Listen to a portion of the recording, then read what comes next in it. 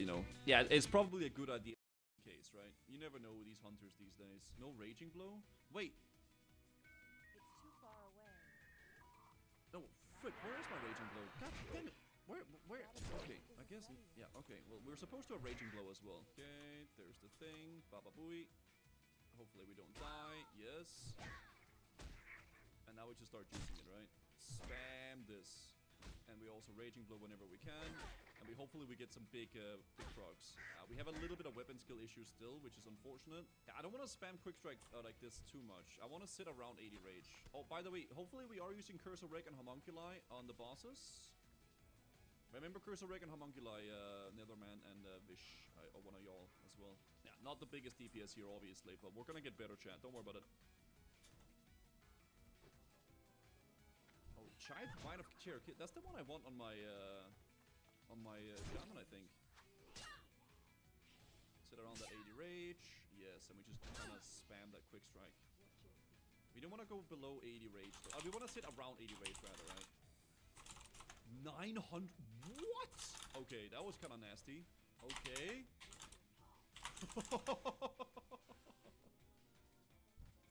Two-handed is pretty good, guys. Two-handed is pretty good. What do we get?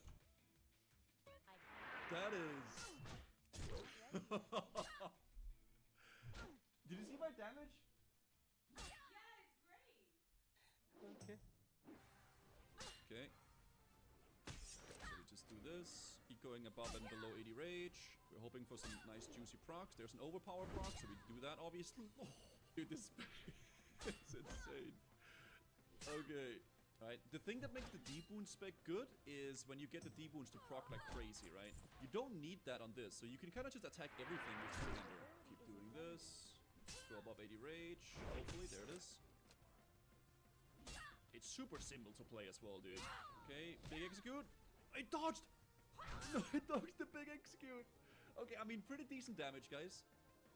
Pretty decent damage, I would say, overall on the warrior, man. What do we got here? Oh, that's the helmet I got. That is the helmet I got. So, I mean, Hunter, if you want it, I guess. Or Shaman. For phase 2, chat. Hunters and Shamans can use leather at level 40. So if they want to have it for level 40, I don't know. Okay, only kill the totem, which is the lightning shield totem, guys, okay? That's the only one. Also, I have a lot of aggro right now. There we go. Can I get some rage? Overpower proc. Get away from that thing, yeah. Dude, I love Wind Fury so much, man. God damn it, dude. Knocked, maybe? Nah, we got it. Oh my god.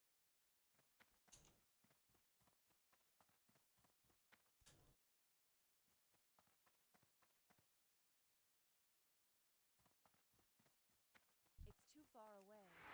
I can't do that yet. Not ready yet.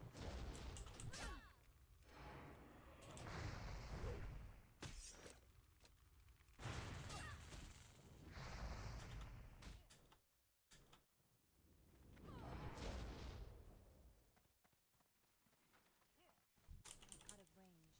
My ability isn't ready yet.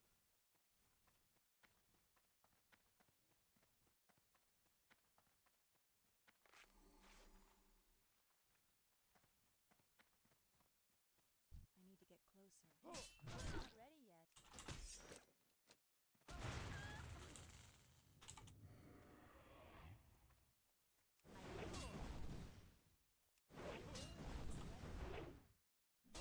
can't do that yet.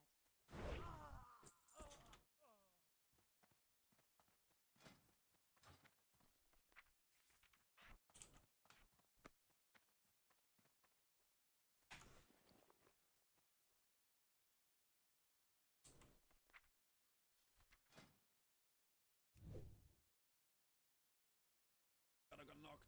Got 9 seconds left on our battle shout. We're gonna greet. Yeah, we don't need to reapply it. Not ready yet. We lose 1 second of battle shout, but there we go. I mean, dude, the two-handed is crazy. Oh, what was those? Those were some nice feet. Wait, do I like those? Honestly, the raw stats are better than mine. They are actually raw. They're like raw. They're better. It's too far away. Do that yet. Okay, give me some rage, mate. Okay, full sleep going out. Do a little heroic strike because we got an excess of rage. There it is. We have a lot of rage actually. What the hell? Still miss a little bit, but it's okay. Okay, we're gonna face him soon here again. Dude, I literally just spam quick strike, man, and we like dip below and above it. Okay, we're about to face him soon, so we'll just max range. And if you want to fab, you can do it, but I don't think it's necessary. There it is. Okay, nice. Oh my god. Oh, I can't do that. I need more rage. Need more rage. Can I get a big crit? Give me about 80 rage and I'll execute. Ah, not a big execute. There it is. I mean, pretty good damage though, man. What do we get? No way!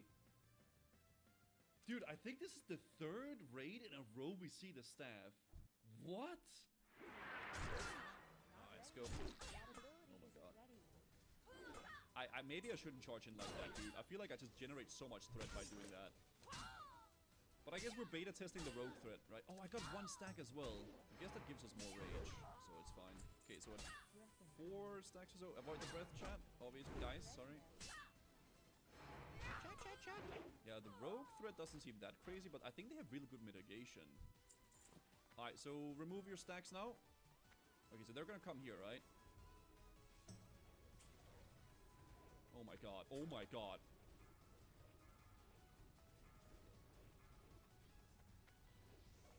Okay. Alright. That was pretty good. I need to get closer. Ability isn't ready. Not bad. I got a lot of corrosive stacks from that as well, though, to be fair. Okay, that I want to see how much the retaliation move did at the end here.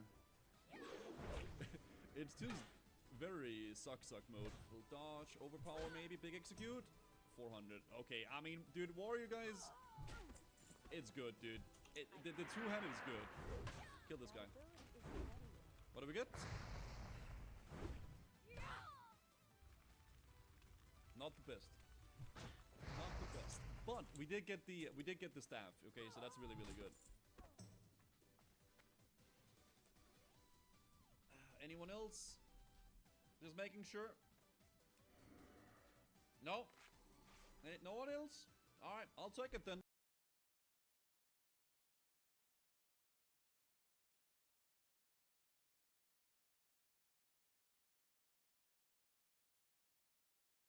Andrew Schultz and Akash Singh are some of the biggest snakes on YouTube. Them and their whole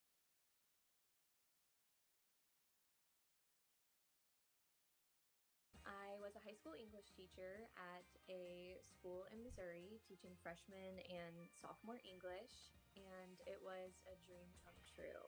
The downside of teaching was that I was barely making enough to survive. I went to college, I got my master's degree, and then I was working on a third degree, a specialist degree, and my student loan debt was piling up. Then about 6 months ago, my husband was laid off and things got really difficult for us. In the past, my husband and I had joked about making money on an adult fan page. So in May of this year, we just decided to go for it. We knew that there were risks, but we were honestly just in a tough situation, and it was supposed to just stay our secret. By July, we were making around $10,000 a month, and I started to get nervous that I was going to be found out.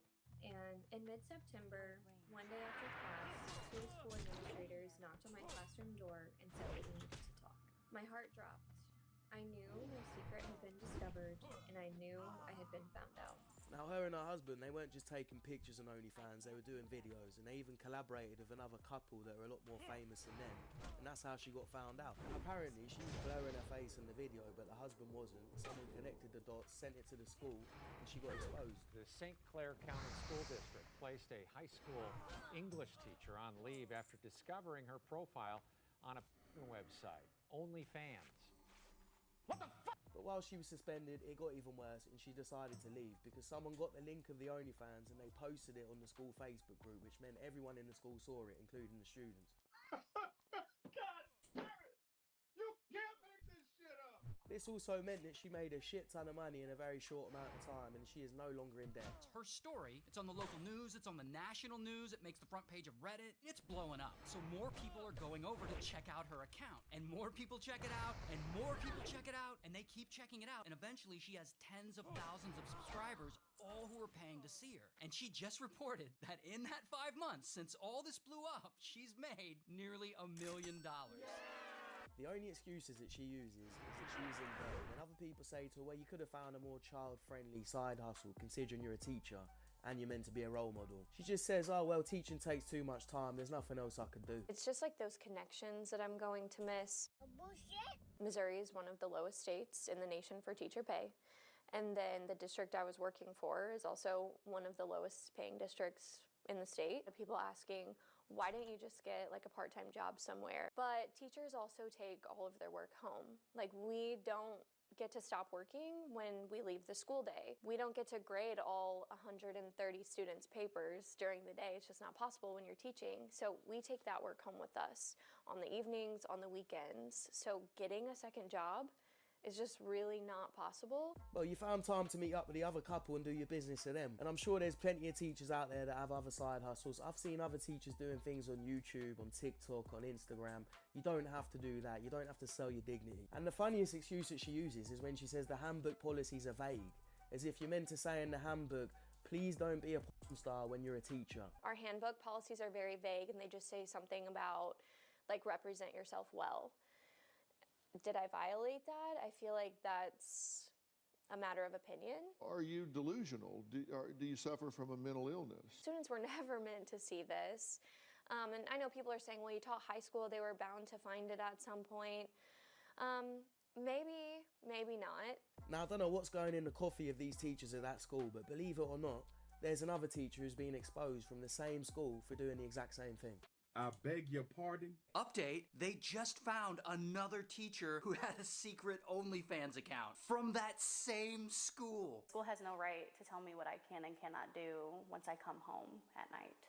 A second St. Clair High School teacher pushing adult content online, now on leave. I refuse to resign for something that I don't feel like I did wrong. So they're going to have to either let me come back or they're going to have to find a way to fire me. Are you on another fucking planet? Would you encourage your students to do the same thing? Actually, maybe you would. Who the fuck knows these days? But when I went to school, this type of shit was not encouraged, and definitely not something a teacher would be doing. And she's got the same excuse as the last one, basically too lazy to think of another way to make money, and the handbook wasn't clear. With 2 graduate degrees, student loans piled up, totaling about $126,000. I thought about getting a second job, but when I thought about, how busy I am with coaching and with teaching, teaching isn't just 7:30 to 3:30 every day. I know it doesn't look good, but I truly did not want this. And in a heartbeat, I would give it all up. I would give every penny back.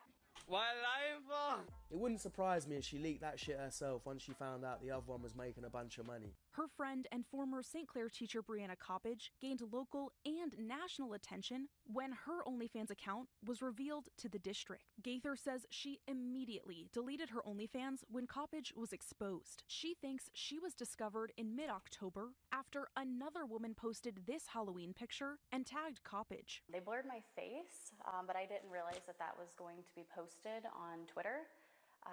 And so as soon as that picture was posted, almost immediately I started getting, messages and letters from students tacked on my door and whatnot, saying that they know my secret and that I was caught. See, what annoys me about these two women is how fake they are. They make out that they wish it never came out, and if they could turn back the clock that they wouldn't do it again. But they know damn well a bunch of that money is coming from students, directly and indirectly, because the publicity they're getting from the students is getting them more money. And because of the fact they're teachers, it creates a little fantasy in the students' heads, and it makes them want to pay for it. And she said, Dude, mutilate sucks ass. I would have killed this guy if I was backstabbed. This guy's got to be a bot. Wait, I'm spamming Sinister Strike. I'm like, what the fuck? This sucks. That's a bot? It's 100% a bot, yeah.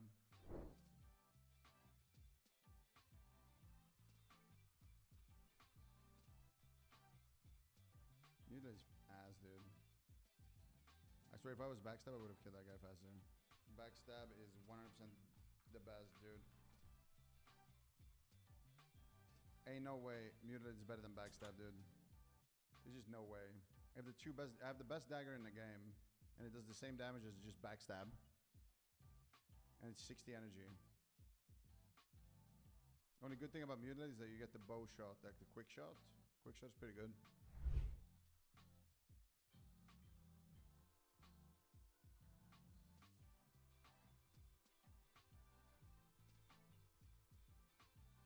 I'm gonna bleed his vanish.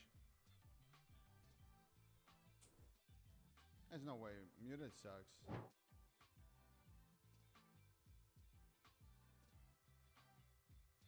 If I was on my hunter, I'd kill all of these guys.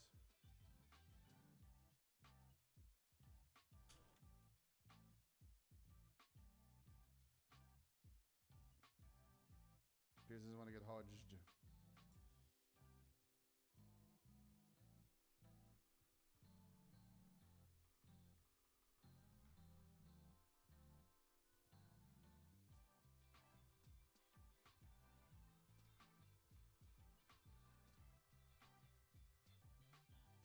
Worth.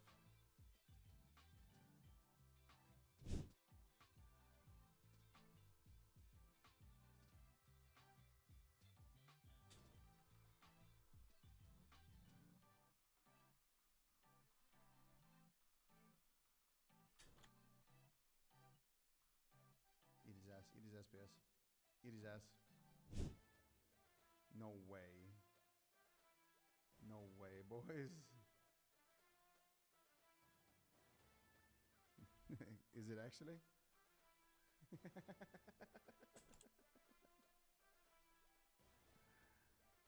No way it is, right? It is. I think it is.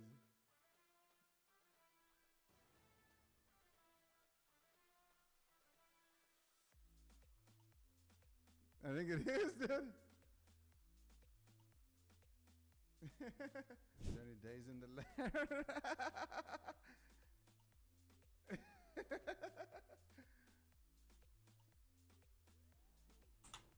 It's our arch nemesis, dude.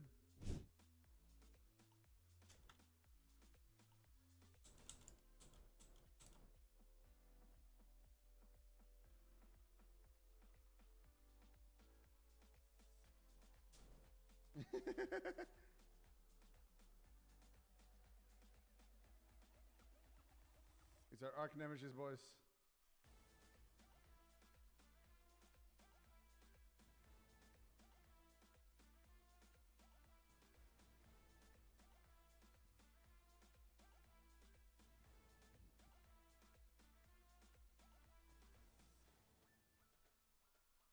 Get him, PS. Shoot him. Oh my god, the lay on hands.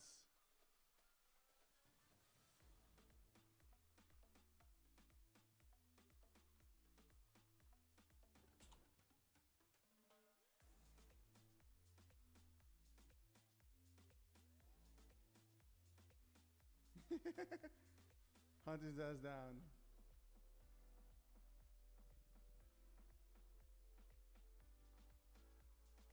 Hunt him, PS.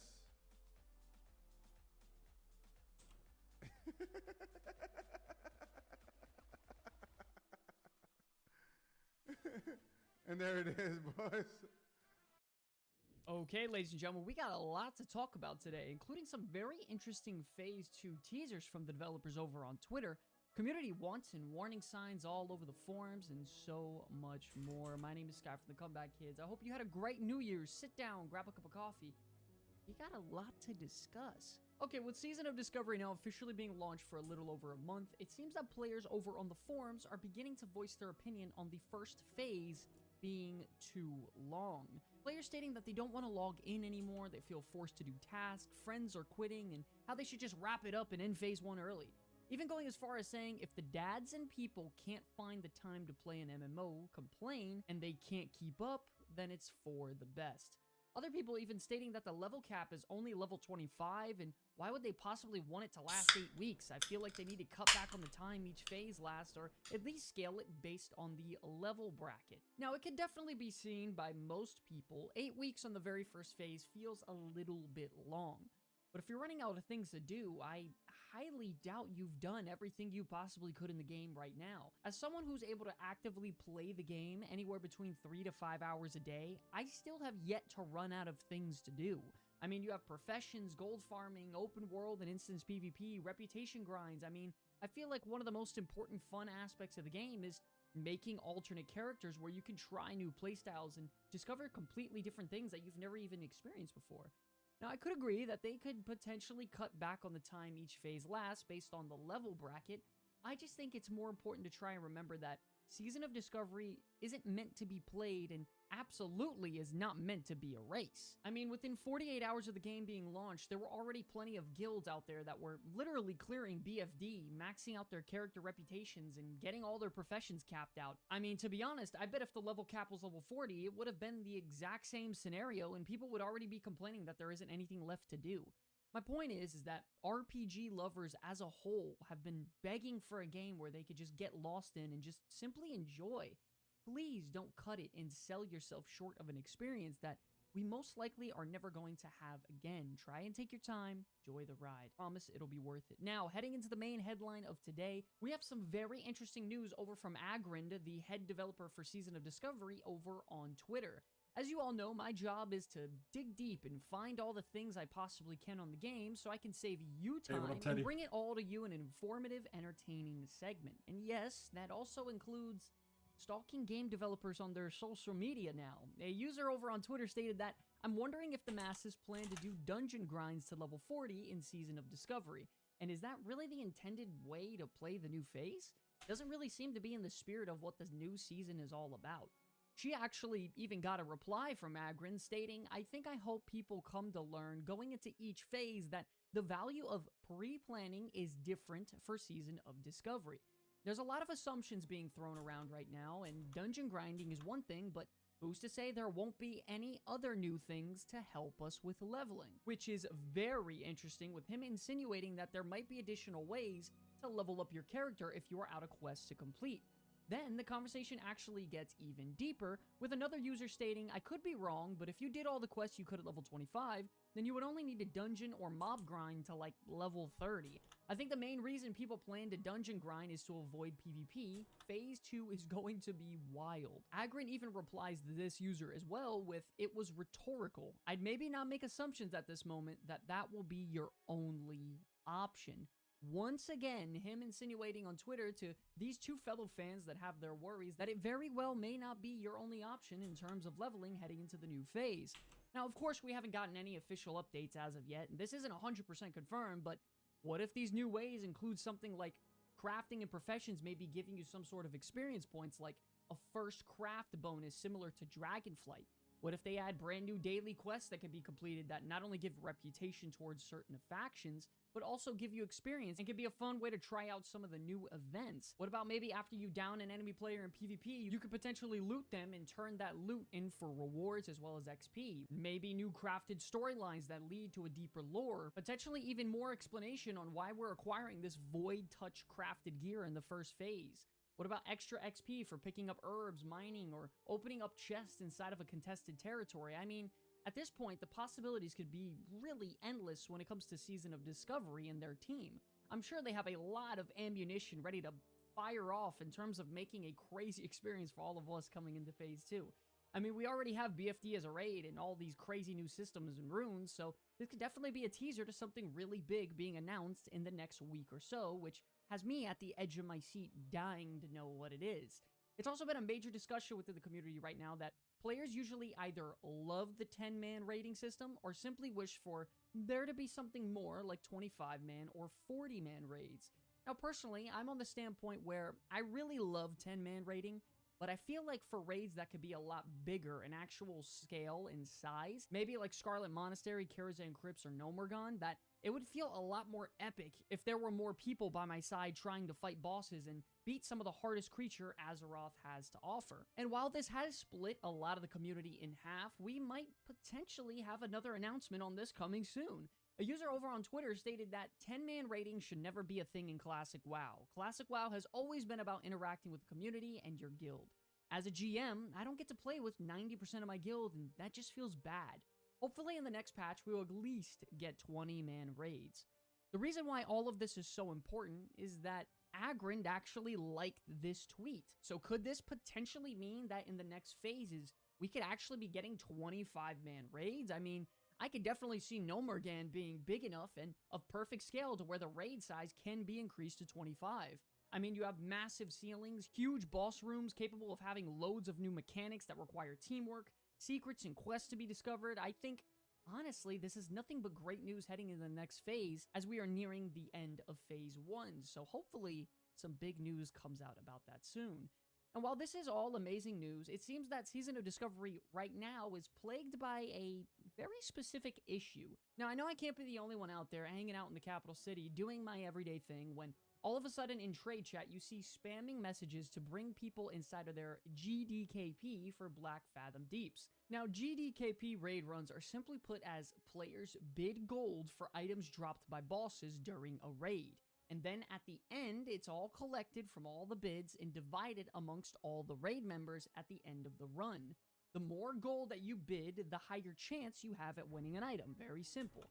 And this has sparked an insane amount of controversy and has 100% encouraged real-world trading and gold farming substantially. And the reason for that is because the only way you even bid for such expensive items inside of these GDKP rings is to buy gold directly online. I mean, it takes away from the essence of what an RPG is, it takes away from the focus from teamwork and cooperation, and makes it solo player driven for personal wealth and gain. It's bad for the community that makes World of Warcraft so enjoyable. There's even a user over on the Season of Discovery forums stating that they are someone who's hosted multiple GDKPs inside of Wrath of the Lich King, and they're even going to be doing it today inside of Season of Discovery. Even though they are benefiting greatly, this player is stating that they are terrible for the game and it creates incentives for gold buying and RMT, and it should be removed immediately. Stating how they easily can get gold cap from one good GDKP run, and that if it isn't removed, he'll be seeing all of us inside of his hosted GDKP run where all the buyers definitely, for sure, honestly farm tens of thousands of gold in the first month of launch. Totally legit. The reason I bring this up is because I think this is something that has been ruining World of Warcraft for pretty much as long as I can remember, and I don't really want to see it ruin the Season of Discovery. I think there is a revolutionary way of thinking when it comes to what Season of Discovery is and how it's being implemented into the World of Warcraft universe at this time. I really think in my heart of hearts that Season of Discovery can change World of Warcraft for nothing but the better for the next 6 to 12 months to come as we wrap up this season. So hopefully, if the developers are listening to any of this, you take this into consideration and try to get this out of the game, because I think it's really, really bad for the community. Speaking of community, it seems like every time we post a news video, it will go ahead and break some sort of record, continuously shipping us off in the right direction, with the last video hitting a whopping 2,200 likes and nearly 90,000 views. We here at the Comeback Kids just really wanted to say thank you so much, because we absolutely couldn't do it without you, supporting us and trying to become the best channel for Season of Discovery out there. I mean, we even had Agrind post on our last video, give us a nice little comment, shout out to him, so that was really, really awesome, and we could not do it without you all. Starting off with our first comment, we have Whizbam stating, the PvP event in Stranglethorn should have us collecting scalps or ears off enemy players as a currency for cool rewards, instead of the PvE event we have now in Ashenvale. Now, don't get me wrong, I really like the current event we have right now in Battle for Ashenvale, but I do agree that it is mostly PvE based once you think about it. I mean, the second the event starts, people just group up with their 40-man raid and go down some epic boss encounters. I mean, don't get me wrong, I do enjoy it, and I think it is very fun, but I do agree that hopefully in the next phase we can get some more PvP-based objectives where when the event actually kicks in. Maybe something like King of the Hill or a minecart pushing event where you have to stay on top of the objective and move it down a set distance, or even just simply killing enough enemy players to obtain your rewards. Either way, I think this is a great idea and one I'd really look forward to trying out. Next up, we have Crooks of the Subject stating, along with dual spec, I hope we get completely free open world respecs. In my opinion, there's no reason respecs should cost money anymore. Now, in some way, I could agree with some part of this statement. I think right now in Season of Discovery, there are always going to be tons of gold sinks. I mean, we have a raid lockout every 3 days that cost a lot of money to invest in. On top of that, you have the brand new PvP rewards, crafting, all of the funding for all of your alternate characters as well. So personally, I would be happy with either or, whether it be them introducing dual spec, which I would prefer, or them just simply giving us completely free open world respecs. Either way, I think Season of Discovery is all about flexibility and freedom and giving the player the option to play how they want. So either way, I think it's important that some of the talent flexibility gets introduced inside of the next phase. After this, we have Mustaf stating, we need rated battlegrounds. I'd love some 2v2 arenas or 3v3, either for fun or even rated. I personally have always been a really big fan of arenas inside of World of Warcraft. Now, I don't think Season of Discovery needs rated arenas per se, but I would definitely love to see casual 2v2, 3v3, or even 5v5 arenas to just go out there and do some wonky testing and have some fun. In my opinion, I think they should throw the kitchen sink when it comes to features inside a Season of Discovery. I don't think there could really ever be enough things to do in World of Warcraft because I'm forcing myself personally to get off every single night as it is, but it would be really cool to have some simple features like this to where I could really just casually queue up and have some fun really quick with my friends. Hell, even solo queue 1v1 arena would be awesome in my opinion. I would love to see that inside a Season of Discovery as well. We also have a couple really funny memes over on Reddit, such as this one stating how all these 5 out of 7 BFD groups finally got their 7 out of 7 Hello guys, I raid hope you're having a clears, great time and it on shows Season the of Discovery mechanical so far. bridge Now from it the might be a holiday little event late to carrying come the with player this, through but the I'm sure it snow, will be useful pretty for much some boosting people. all And if those you're at the pug title, groups, you which I pretty much thought know was what you're up for. Today I want to absolutely take a look at hilarious. Dark Ordnance farming. You may have seen people in chat looking for players to farm these. This is something that can be very profitable on nearly every server. They're looking at it, some of the prices are triple those than those of other servers. Still, it's pretty profitable either way. I farmed them and posted them on the auction house. The total for an hour of farming netted me about 35 gold. This includes selling the items and vendor trash. And since the main income from farming, the Dark Iron Ordnances are needed for runes, they will keep selling in pretty big volumes. Even on the lowest server I checked, I would have made around 15 gold an hour. The next day in my server, however, the prices dropped quite a bit, but still worth doing. It would just reward a little bit less gold an hour. Now, like always, check your economy to see if it's worth it for you, as prices may fluctuate. That being said, the greens are great as well. They are at a level where they're still pretty valuable, although they no longer fetch the crazy prices they did a few weeks ago, at least on my server. Still, most with reasonable stats will net you 1 or more gold. The only real downside I see is that it was pretty boring. After an hour of doing this, I was pretty much over it. Also, there's always people farming them around the clock, so your best bet is getting into an existing group, or if you are lucky to spot an empty spot, to make one quickly, as they are only found in northern wetlands. All in all, the golden hour of this is pretty great, but I found it not the most fun thing you can do to make money. That being said, that's it guys, I hope it helped, and I'll see y'all on the next one.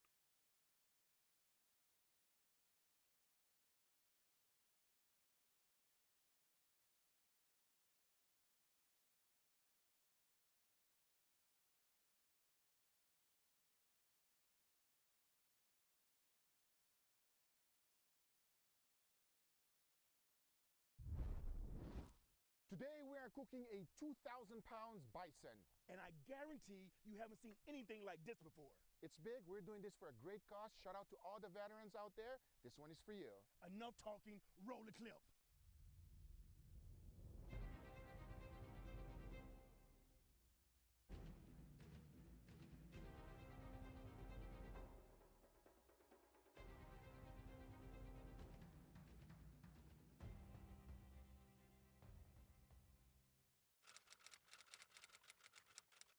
Before we can even see the bison, the first thing we need is transportation. Luckily, our host John had this. They call it the wrench tank. It is all-terrain, not...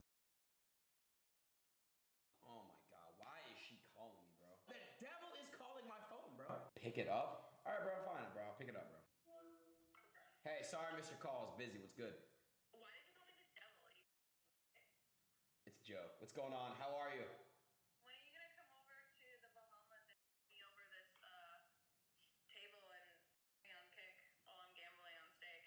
It's a great question. I think the answer to that question is never. That's what I'm talking about! I heard you broke your celibacy. We are not going to speak on that. Oh, okay. Yeah. So, wait, you came from the Bahamas though? you know, I've just been so locked in on this album. You know, I've been working on this album right now. You know, trying to. Like you can't sing. What are you talking about? I've been working on this album. You know what I'm saying? Trying to make. Dodging me? What? Are you dodging me? Yes, I am. Why? Because I'm working on myself. I'm becoming a better version of myself, and now all of a sudden you want to come back and swoop in. No, I wanted. Wait, what the fuck? You act like we haven't been just friends forever. Yeah, we're buddies. Now look, buddy. You are my friend. I got you. But that is all we will ever be. That's not what you were saying a couple weeks ago. Yo, really? What the? What did I say a couple weeks ago? That's what I thought. Listen, man. Miss Comf, have a blessed night. It's always love on this side of things. And yeah. Wow, I can't believe I just got fucking rejected. This is crazy. You did. Alrighty, get off my phone now. Goodbye. Bye, bitch. So this is the now kick streamer Aiden Ross talking to a girl called Corinna Kopf. She's an OnlyFans girl. Aiden Ross recently claimed that he's changed his life around. He's no longer entertaining these types of women and he's focused on himself. Now I'm hoping it's genuine and it's not all just for entertainment, because it could be. If you look at a lot of his past content, it's a lot of simping for OnlyFans girls and having OnlyFans girls on the stream. Now he says he's no longer on that, so let's hope it's true. Here, get in this. God, look at those jugs. Oh man. No, you were talking. You naughty.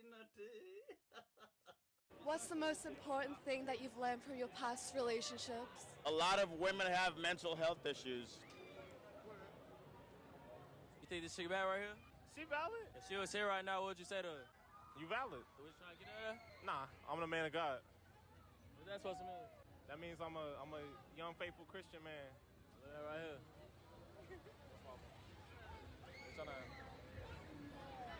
That's all you gotta say, man? That's all I gotta say. What's up? Where your Bible at? What's your favorite verse? What's your favorite Bible verse? John 3:16. What's that, sir? Yeah, exactly. You're not a woman of God. I don't need you. He cold. Yeah, good man, good for you. Avoid these greasy women and also avoid having greasy skin. If you want an easy way to improve your skin, then start investing in products to achieve clear and healthy skin. With the products that I personally use from today's sponsor, Tiege Hanley, your The one that started it all, the viral TikTok potato stack.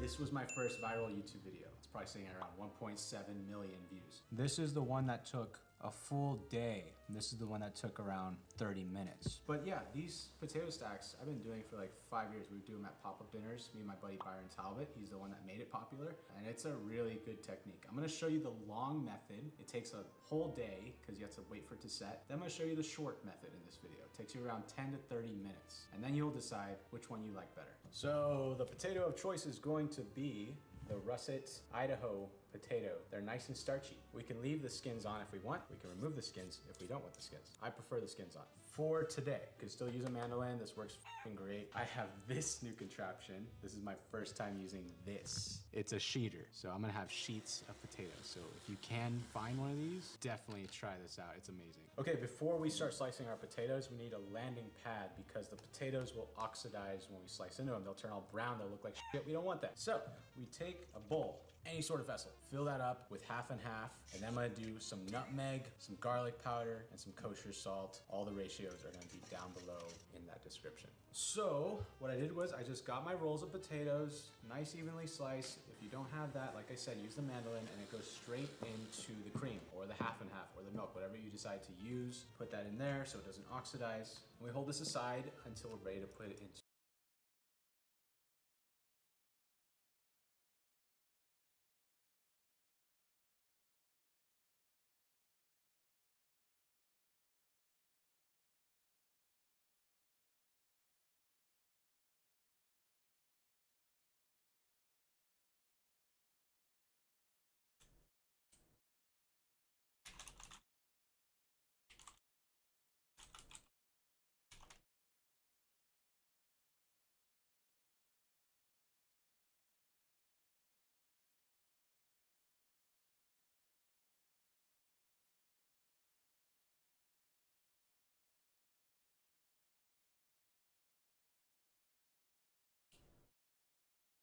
You thought Meltime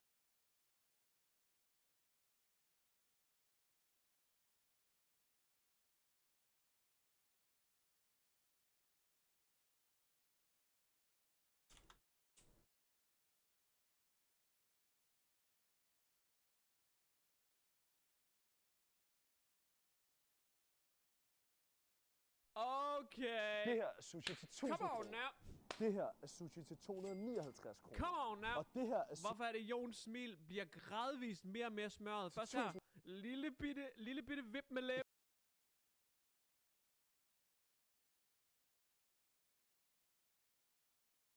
Okay, I will show you guys that missed.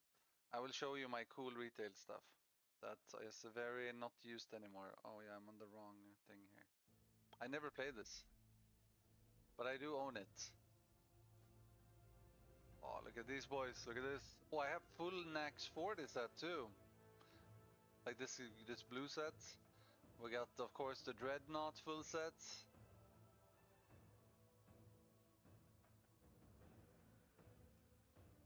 We got the dual wheel Thunder Fury. Grill Tank. Beaver Fever.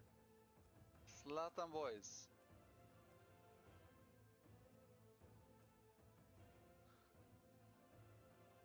Free gear you will not be able to get. I don't know, what the fuck, I don't want that. Back to retail, boys. That classic thing was really lame. This is where it's at. I remember all my keys, boys. Oh shit, popping everything. Ooh. Whoa. Roar. Ooh. I was boring, we're out. Scarab Lord Kungen, let's go. I require a target. I need to target something first. Oh, I need to target. Okay, we got some of this. Where are we? We're in Ulna.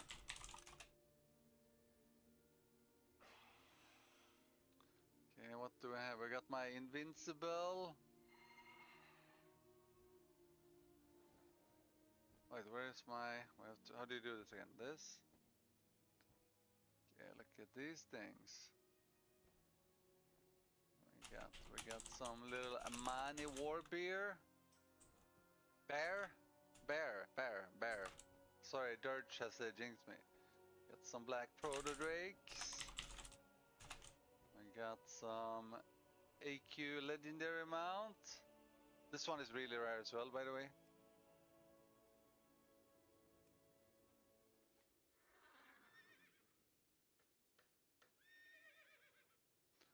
This little thing here in the back. We got the mightiest of them all, the Green Kodo. The mighty Green Kodo. Epic mount. Old school. Doesn't look so fancy, but 372. Not too bad, not too bad. Yeah, so this is the old school mount. One of the rarest thing that exists in WoW. Got some Plagued Proto Drake. And I think this one is kind of rare as well. They're all like legacy.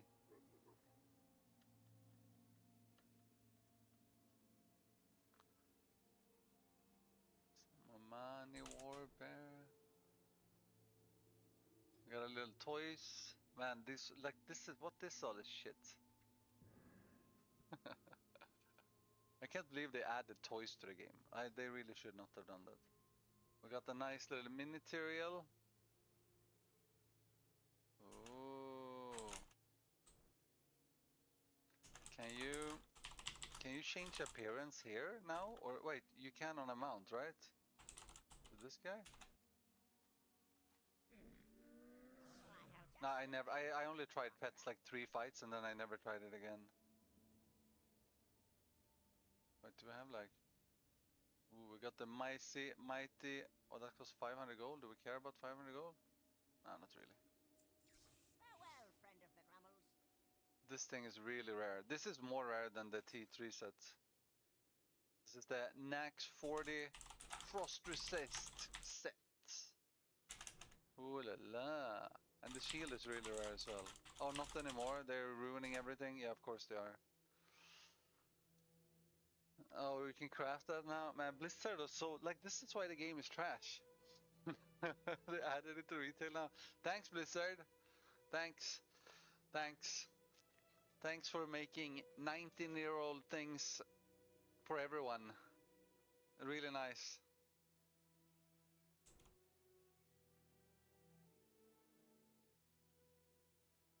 Like, imagine having a game, and then everything that are cool is cool, you just give it to everyone. I mean, that's like that. That's why retail is trash. That's how it works. It's worked like that for a long time. Ladies and gentlemen, det er på tide, vi reagerer til Dennis' nye track. Det er vist nok hans alter ego eller et eller andet. Han ruller sammen med ham. Er det Benz eller hvad? Som i Mercedes? Okay, hvad sker der her? Vi har sådan noget old school film, et eller andet rulle. Vi har skudsikker vest inde på klubben. Holy, hvad sker der her? Det er merch. Holy, det er hele 5 dage Mafia, der ruller her. Oh, no you didn't. You better stay away from the lecture cafe. We'll beat you up and steal your lecture. Okay. Hvem var det der?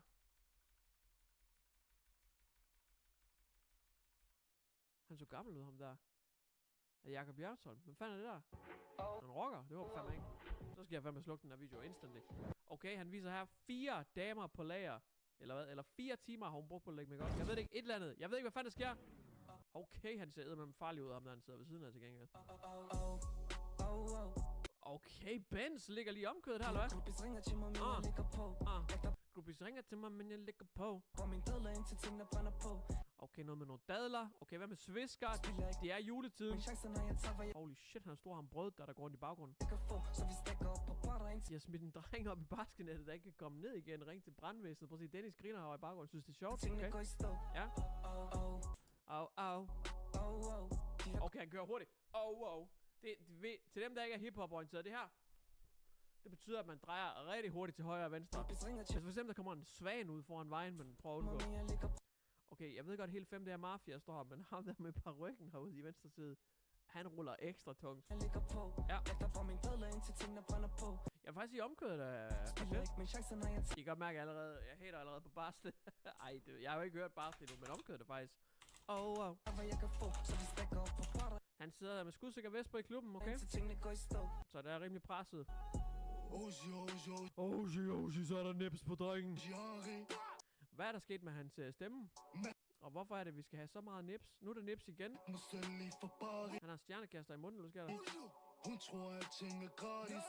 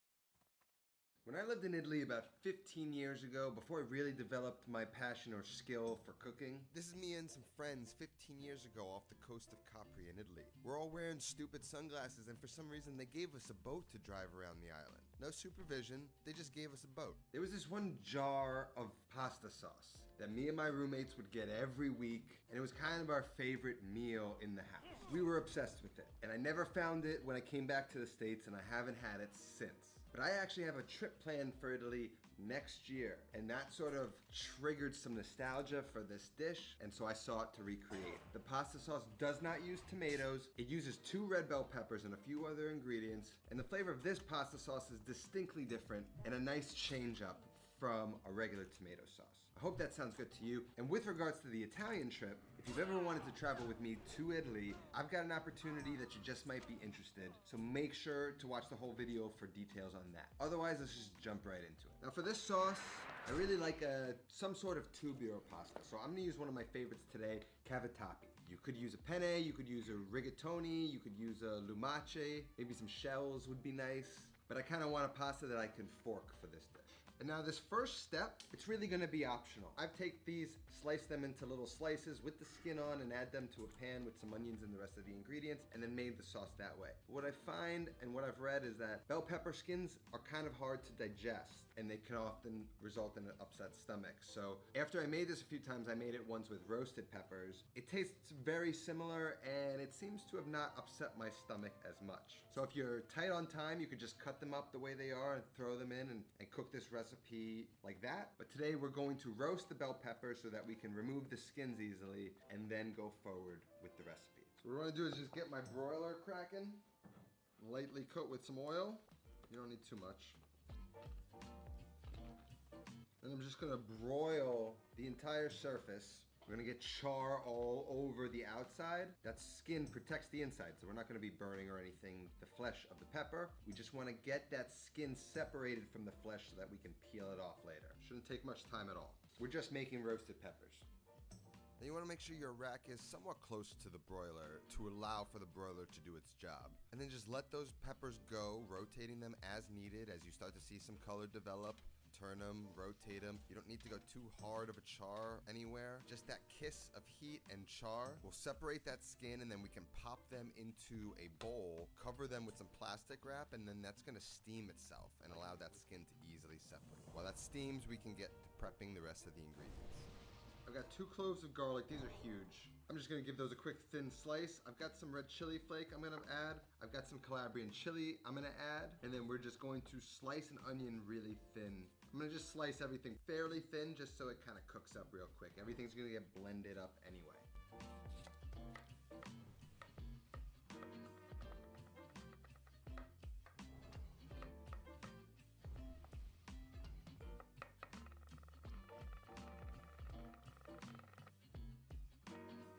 For the Calabrian chilies, I always like to cook with the addition of some of the liquid that they're packed in.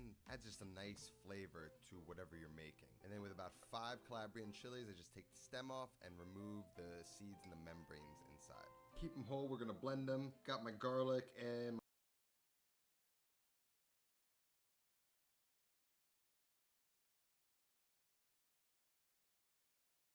Yo guys, what is up? Jerome here, and today we are talking about the class that won Phase 1. The class that was the strongest throughout the phase in everything from DPS to gold making and PvP as well. Which class is it? It'll help you to decide which ult to make, of course, but also it should tell us which class might just snowball to be the very best in Phase 2. It's a big video, so let's get right to it. So to get started, we're going to be ranking the very best DPS in the phase from a tier system from C to S, because we have all the existing Warcraft logs data to tell us which classes are the strongest. And then after that, we're also going to talk about the very best gold makers as well. Some classes like mages have incredible gold making potential right now that shouldn't be overlooked. We're also going to round out the tier list by talking about the strongest PvP classes as well, because PvP and Season of Discovery is a huge content pillar that everybody wants to be a part of. So to get started with the C tier, we're going to start with Priest. Now I'm sure you're going to say I'm just putting Priest in the C tier because I play Priest myself, but you've got to hear me out first. Priest is really bad in PvE right now for raid DPS, so much so that people don't even bring them to the raid. You have terrible single target damage, you have terrible AoE damage, your Mind Seer doesn't even do damage to the target it's cast on, so basically everything dies before it even does any damage. Now while I will admit that Priest is very overpowered for raid healing and for PvP healing as well right now, they're really bad at anything involving killing mobs. Most people in the game, they want to play the hero class, they want to do all the damage, they want to kill the mobs, they want to farm the gold, everything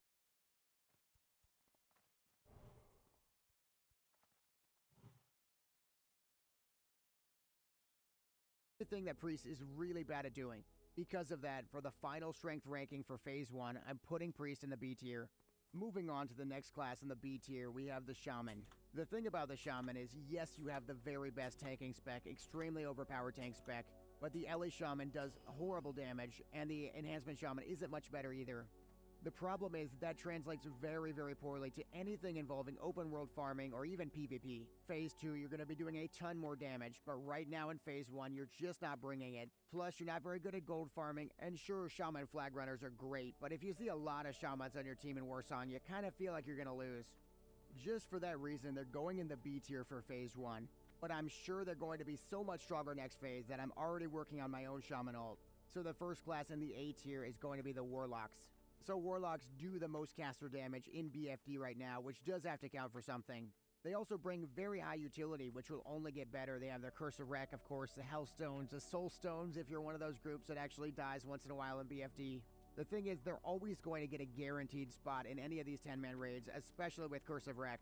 Ultimately, they just don't do as much damage as physical damage dealers though, and that's likely not going to be resolved next phase either. As gold farmers, they can pretty much solo any mob they want in the game, and they can also do things like solo RFK farm as well.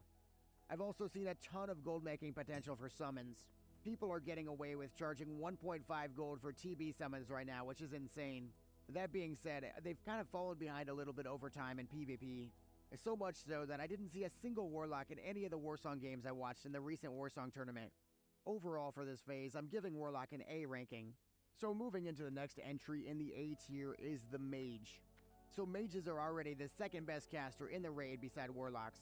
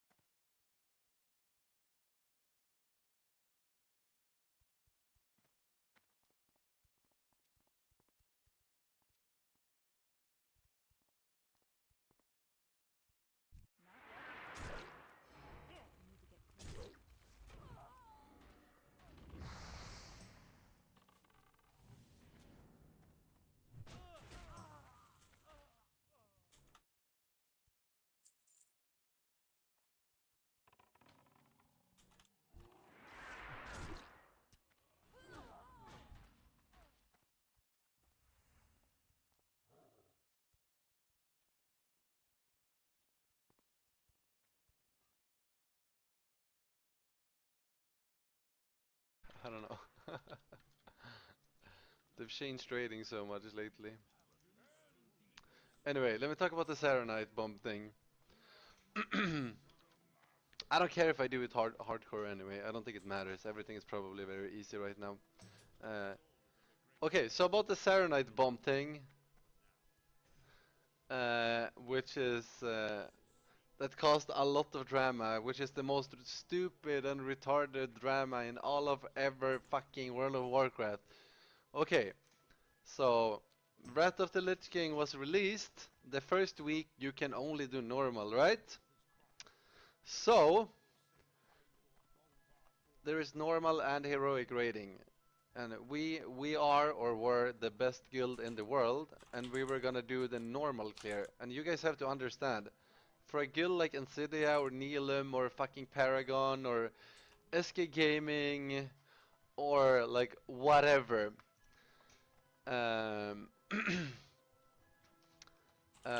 normal was very easy for us. Like normal just meant that this is normal for our guilds. It's gonna be equally hard for me right now as it was back then. Like when you do something on normal, you just go in and one-shot every boss, or like you can practice the mechanics a little bit just so you know what to do for the next week. That's basically what you do.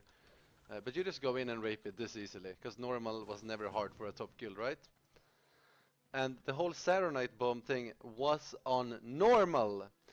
Why would the best guild in the world cheat for the first time ever in World of Warcraft on normal mode Lich King that no one cared about in the whole universe? Why would they do that? No, they would not do that, right?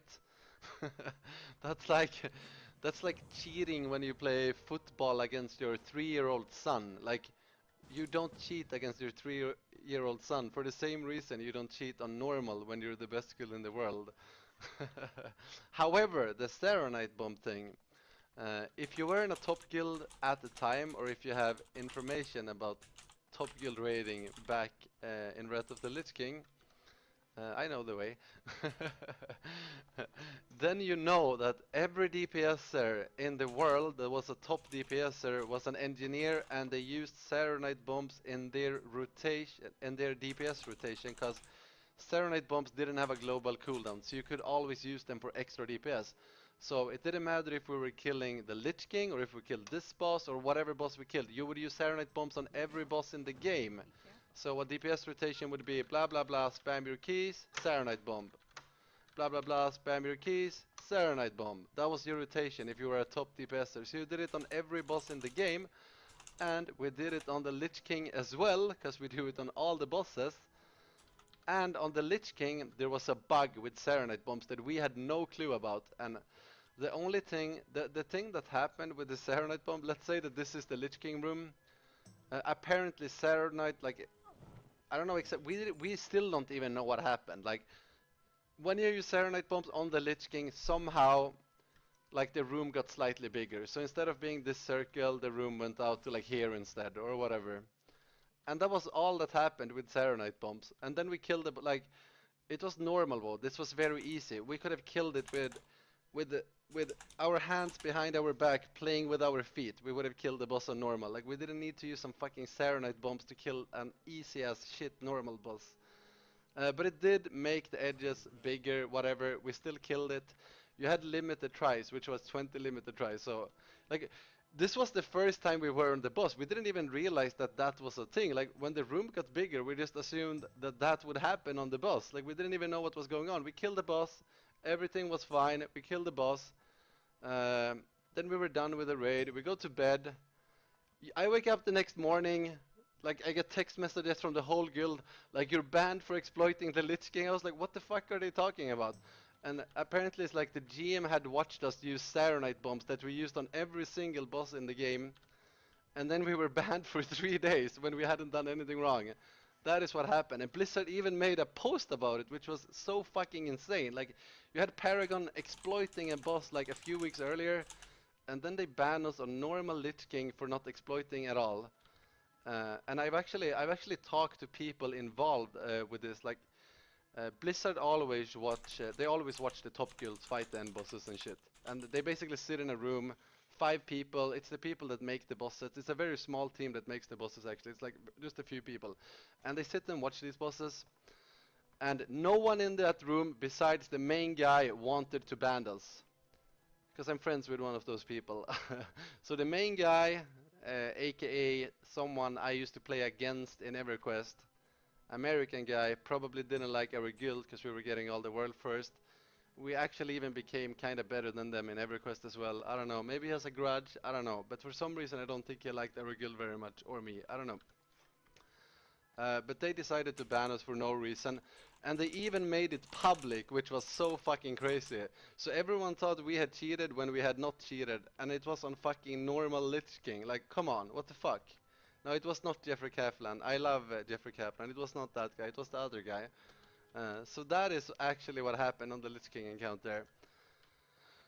We were pissed as hell. We got demoted. We were like, why? Like, imagine how pissed we were. We were banned for something we hadn't even done.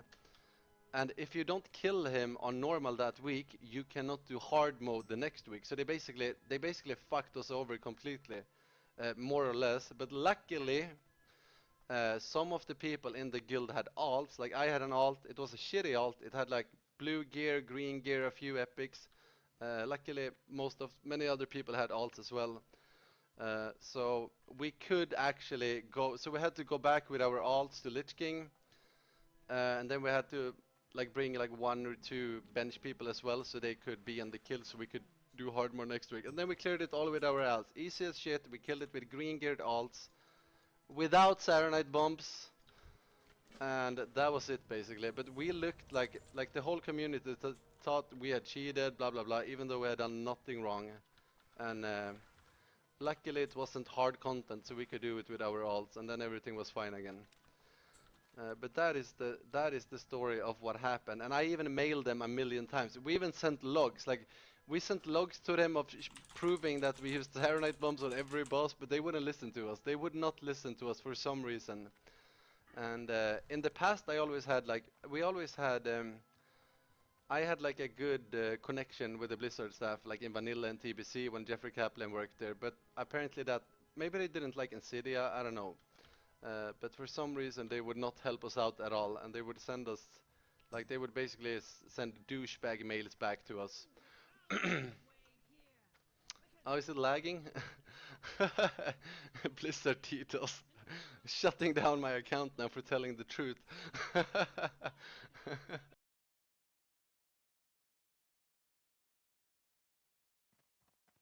Oh, we have no audio. I went live without audio. Well, that's great. That's just great. Okay, what is the problem with my desktop audio? We want speakers?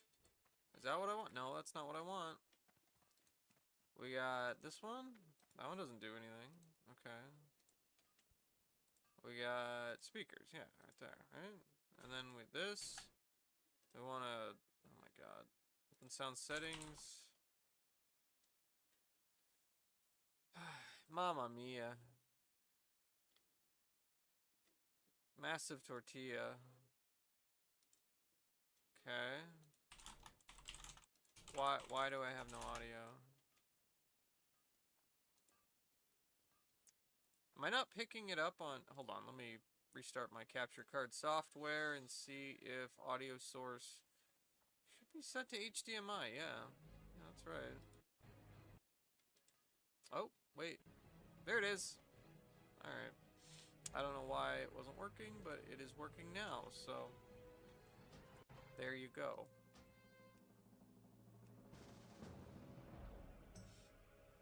Okay. We'll see how this works. Hopefully I can hear it just fine without the headphones. Ah, sneezy.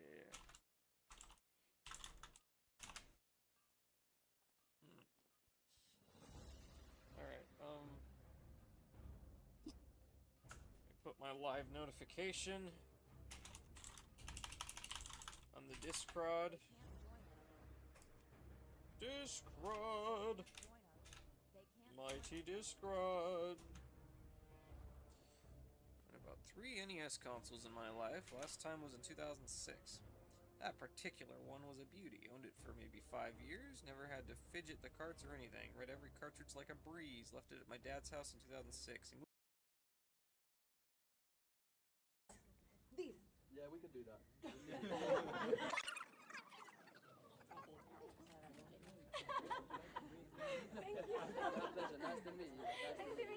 Let's be honest, she knows what she's doing. He did pretty well, to be fair. I know what was going through his head the whole time. Lord have mercy.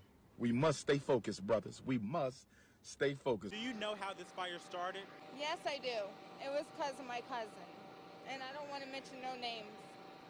Your cousin? Yes. And you say you think your cousin started this. Do you know how or why? He's mad because he can't get with me. I'm married to my husband. And it's a long story. Just make it short. Sweet home Alabama. How many times has a guy complimented you in the last month? Like on what? Anything? Anything, like Wait, when you've gone out and stuff. physical or Could be anything. literally anyone? Just total amount? Yeah, just like I mean, every time you go out in the last month. Like 30, so I don't 30? know about the month. A mother, right? Have you ever asked them, have they been attacked, assaulted? Yes. Okay, and what would they say to you? They haven't. Exactly. But do you think that it's honestly true, or do you think that that's what they told you? How many men do you know that have assaulted a woman? None? How does the math on that add up? You do realize that not all men are right? What is this woman on? Someone said in the comments she's arguing with her own thoughts. What does a 500-pound canary say? Here, kitty, kitty, kitty. I knock you the fuck out. That joke was mid as fuck, and you belong in a mental ward for saying that trash shit. What did he say? I'm still a mom, but these are the years that I'm supposed to be naked with my titties out, ass out, Yeah. In my head, it just doesn't sound right when she says, I'm still a mum, but these are my years that I should be naked. And I'm pretty sure she's with Travis Scott, ain't she? So why does she need everybody else to see her body for validation? Why can't she just be happy with her man's attention? I'll tell you why, it's because she's grown up with the Kardashians.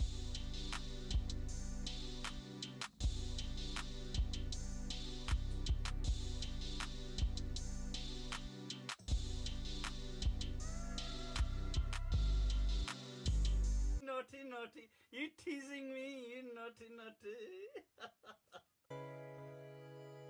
You stupid ass bitch! I ain't fucking with you! A few minutes later. I gave her fucking everything. It will get better, the pain gets easier. Keep putting yourself out there, surround yourself with your friends. One day you'll look back and you'll think that shit made me stronger. You from? Colombia. Oh shit, were you taking me sometime? Yes. She said yes, she don't understand, but we're going Colombia. Yes. Rock, paper, scissors, shoot. Wow. Say mommy? Mamacita. Ah, you mamacita? I'm papi? Papi. Oh shit. Right, rock, paper, scissors, shoot. How do you feel that you've lost? What? He's written at the end there, simp. Now let's get this straight, fellas. You're not a simp because you're attracted to another woman and she's attracted to you. You're a simp if you're putting a woman on a pedestal that doesn't give a shit about you. If there's imbalance. She seemed like good vibes and good fun. When you're a young guy, you gotta enjoy yourself as well, right? Just be like, oh, look at my bicep, look at my abs. Okay, show me your legs though. Okay. Let's get it.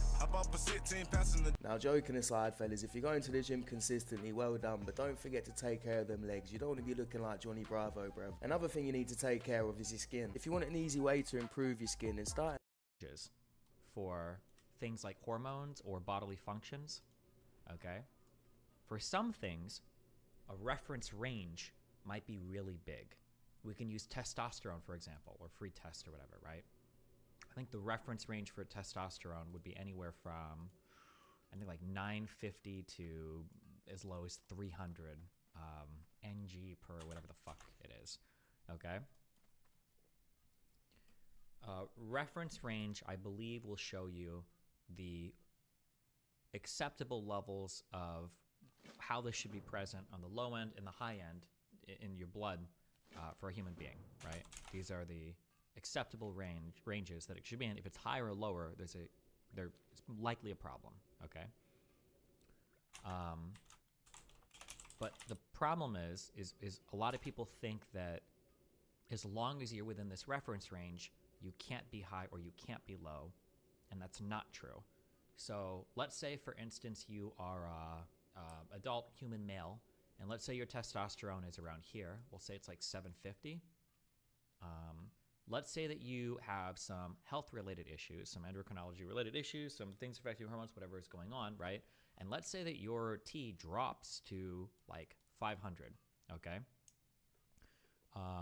You might be a person now, if you're dropping this much because of some other health issue, this drop in testosterone might make you experience symptoms of low testosterone. You might get irritable, you might start becoming fatter, you might have trouble sleeping, you might have other mood issues, like you might have erectile dysfunction. There might be a whole bunch of things that happen because of this drop in what your body is generally used to using for testosterone. However, there might be a person whose T levels are, 450, or we can say me. I think mine are 297. My testosterone is very low. But I'm not symptomatic of low T at all. I'm not generally irritable. I definitely don't have any erection issues. I don't have any of the symptoms that would be present for low T, right? And a person at like 450 that lives here every day, they might also have no problems, right? So what I'm saying is tracking your numbers over a long period of time and then watching them go up or down dramatically is more important, I think, than just checking if you're in a reference range, if that makes sense. Like, you should measure your stuff, I mean, if you're worried about health stuff, and like track like ups and downs. Just because you're in the reference range for a particular hormone or presence of something in blood or whatever the fuck, doesn't necessarily mean it's healthy or not healthy. Does that make sense? So like, for instance, so this guy who drops from 750 to 500, if he goes to the doctor and for the first time he measures his testosterone and it's 500, he might think like, well, I'm in the reference range, so I should be good, but it might be really down from where it's supposed to be or what his body's used to. That's what I mean, yeah. So yeah. So I think I've read anywhere that a resting heart rate from anywhere from 60 to 100 is okay. Healthy resting heart rate. Yeah. Ugh, damn. I shouldn't say that. I'm sorry. I feel my pulse thumping when it's like 90 plus. I can feel it on the couch when I was with that person. I can feel it when my shit is thumping. If you saw me yesterday and the day before my stream, that's why sometimes I'm grabbing my neck, so I'm feeling my pulse. I feel like it's thumping. I feel like if I'm used to being at a resting heart rate of around 60 to 65 or whatever, that jumping to 80 is, even if it's still below that 100, that's still kind of spooky for me. There you go. That was my whole spiel on that. Most healthy dots between 55 and 85. But the thumping is dehydration? Do you think so?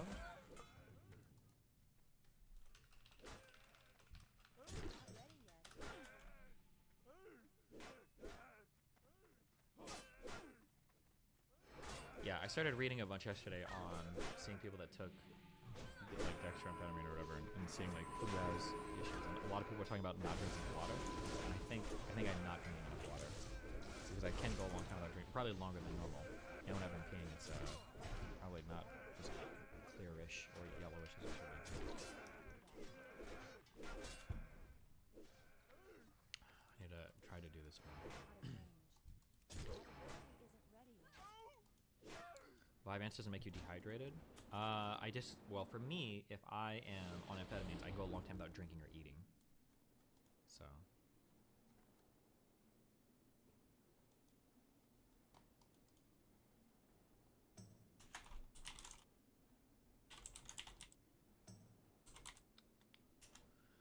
I get very bad heart palpitations. My resting heart rate is 120. Sometimes it gets into the 200s from anxiety. That's really high.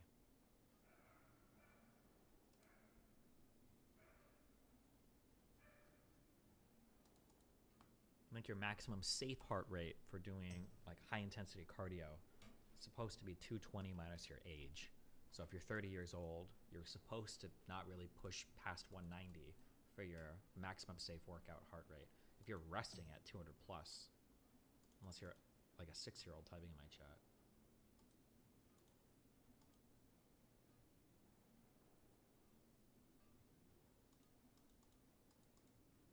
Destiny, you're wrong. Okay, Jacob, give me the well actually about that. Go ahead. Tell me.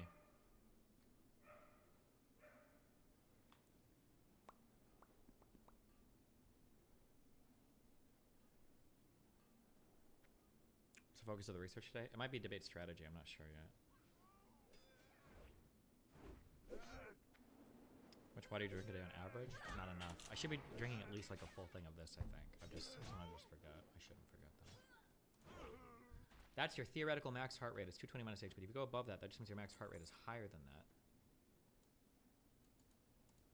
Oh, okay. Well, that's what okay. Okay. I can push myself to 220 plus. I've done it before, but I don't know if that's like healthy. So you're saying if I can, so you're saying that if I can go higher than 200, I should? If I'm trying to like fucking max out zone 6 fucking cardio, if I can run at 220, you think I should do that?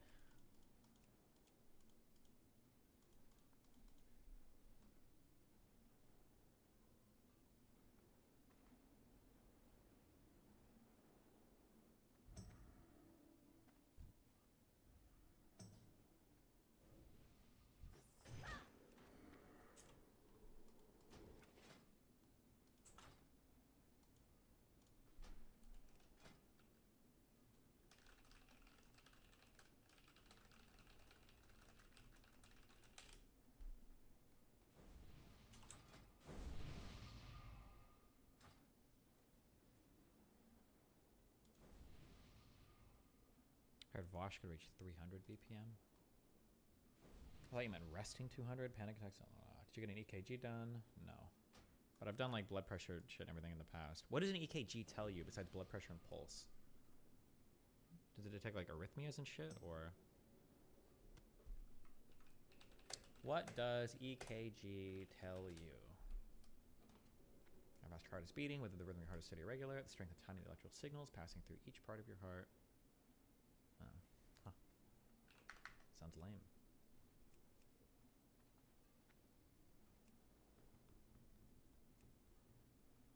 high-level amateur athlete here. My resting heart rate tend to be lower in periods of long rest, injury, and such.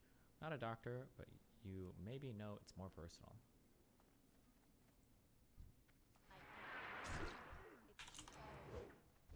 Well, actually, your heart rate should always be 60 minutes.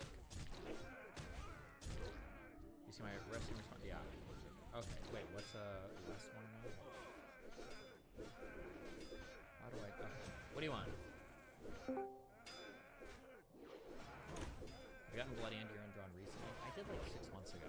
Maybe I should have done before starting my minutes so that I could have checked the point after.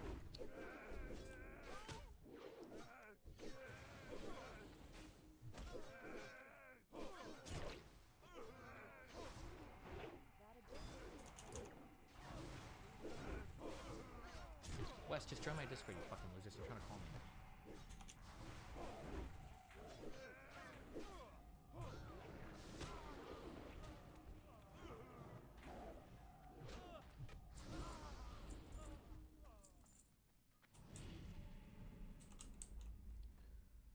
Okay. We need,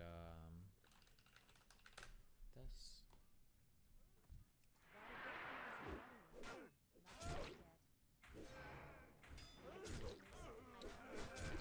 Wes, by the way. Yeah, tell him to join my Discord. He wants to chat. I don't know why the fuck he's trying to call me. Do you have any interest in talking to the Krassensteins before the debate? I don't know. They tried to email me yesterday.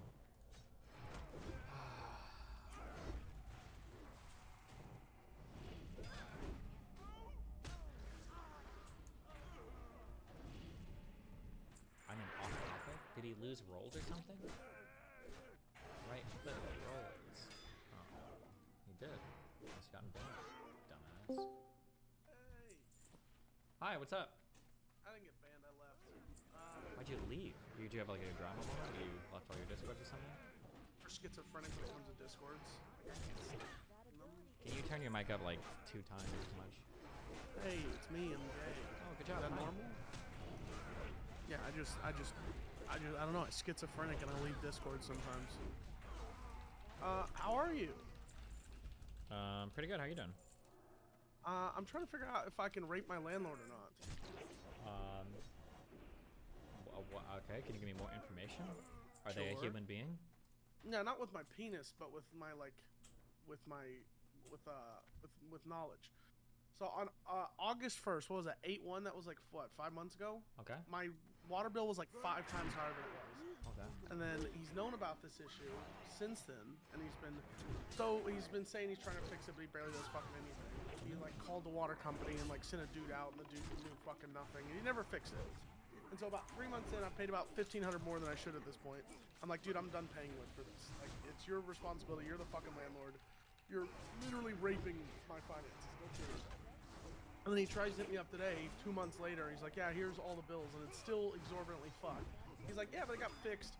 He fixed it December 7th, so over 4 months from when he knew about the issue.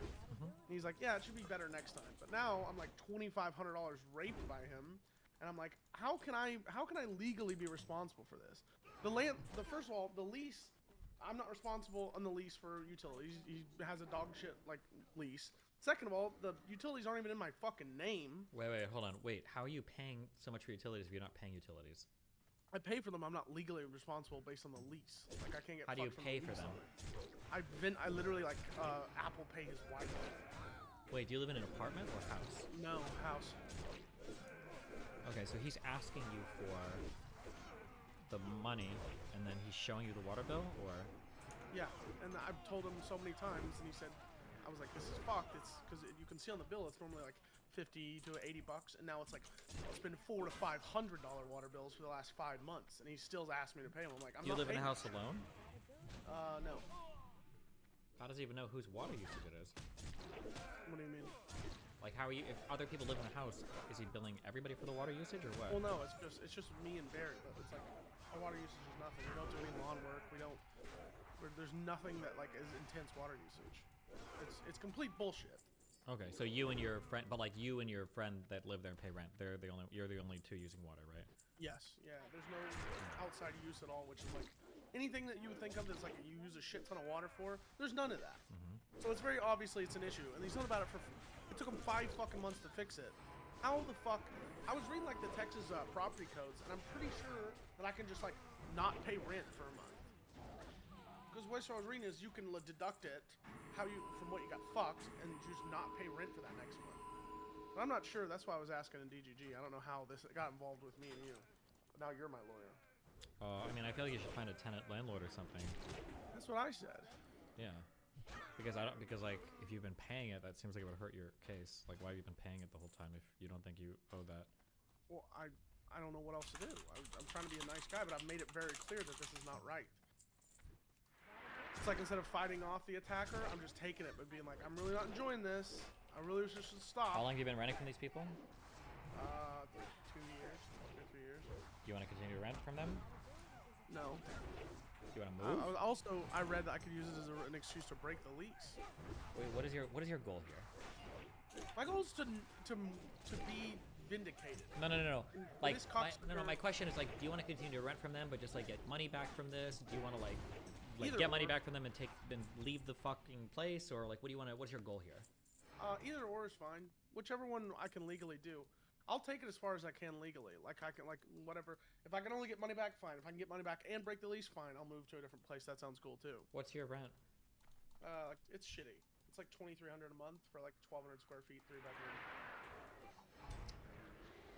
Okay. I'm being overcharged a little bit. The house is in LA. You know, it's in Texas. Hold on, give me 1 second. Do you have any of these disagreements so far in writing? Writing is text count as writing? Yes. Oh, then yes, all of it's in writing. How many times have you referenced it? 10+ times. We've argued. Okay, I've argued with him like so many times over 5 months.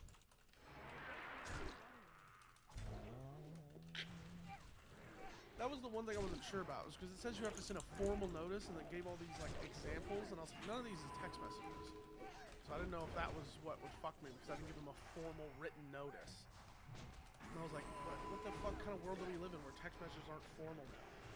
That's how you communicate with landlords. What do you want, a fucking fax? What do you want, send you a goddamn carrier pigeon?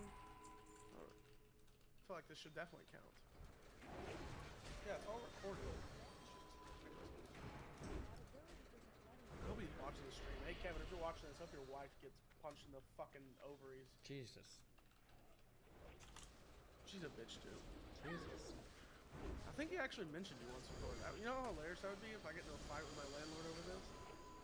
Fisticuffs. He's a cuckold too. I figured that out. Yeah. That's secondarily. I'm just building my case to why I hate him.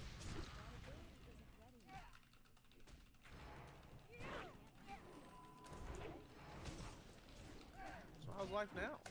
Pretty good. You feel free? Yeah. Wait, what was your average water bill before? Like $50 to $80.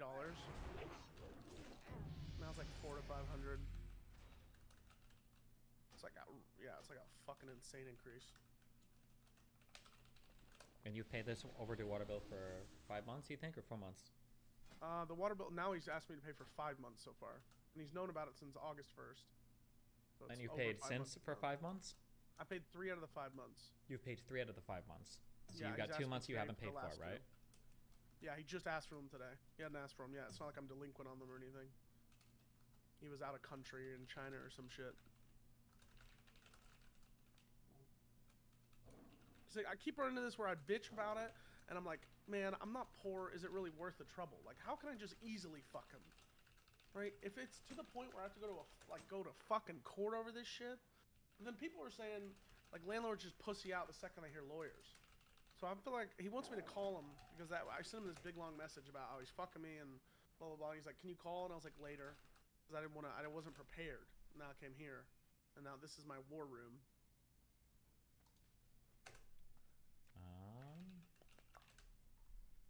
Texas is very fucking like tenant sided too. In California, I feel like I'm owning just by living having a house there.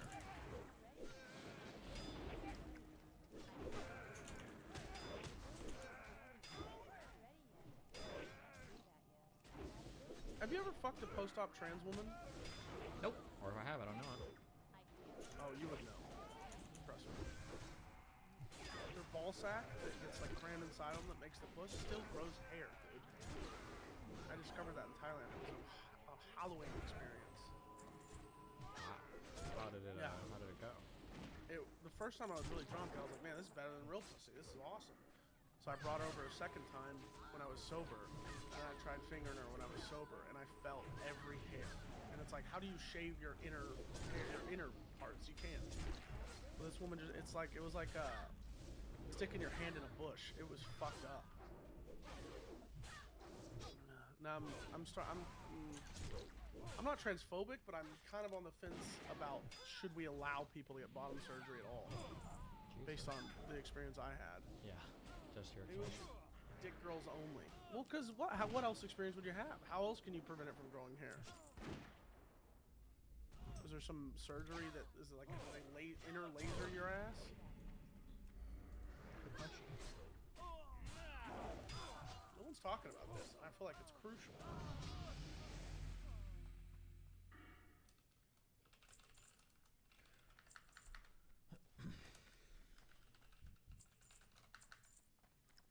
Is this guy like a professional landlord or some shit, or? No, he's some dude. He's some fucking one of those Californian fucks who moved to Texas for like a month, hated it, and left. So he bought like one shitty rental property. Jeez. Harrowing, not howling. Okay, sorry, I'm not fucking Jesus Christ. Hold on, I gotta get my Starbucks from the door. Good luck.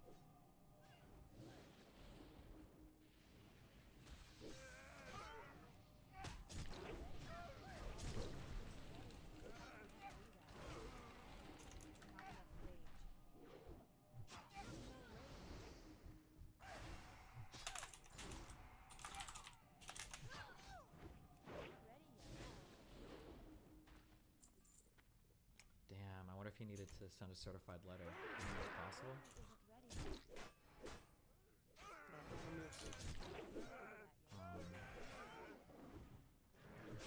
I don't know if text messages, maybe they don't count. See, that's what I was reading. I don't know. Maybe I'm fucked.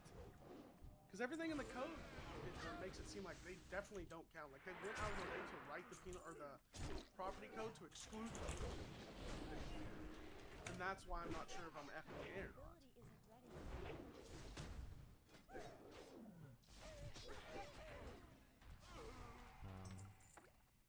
It's too far away. I was reading this. I might be reading the same thing. I'm not looking.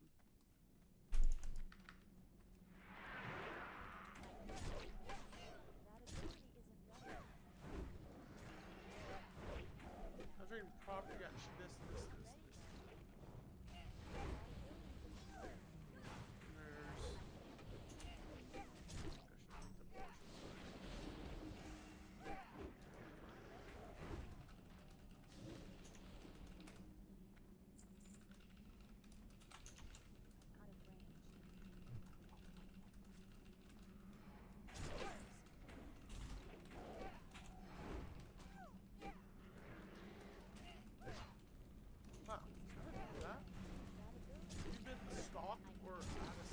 Happen to you? You have the right to vacate and avoid liability. You can break the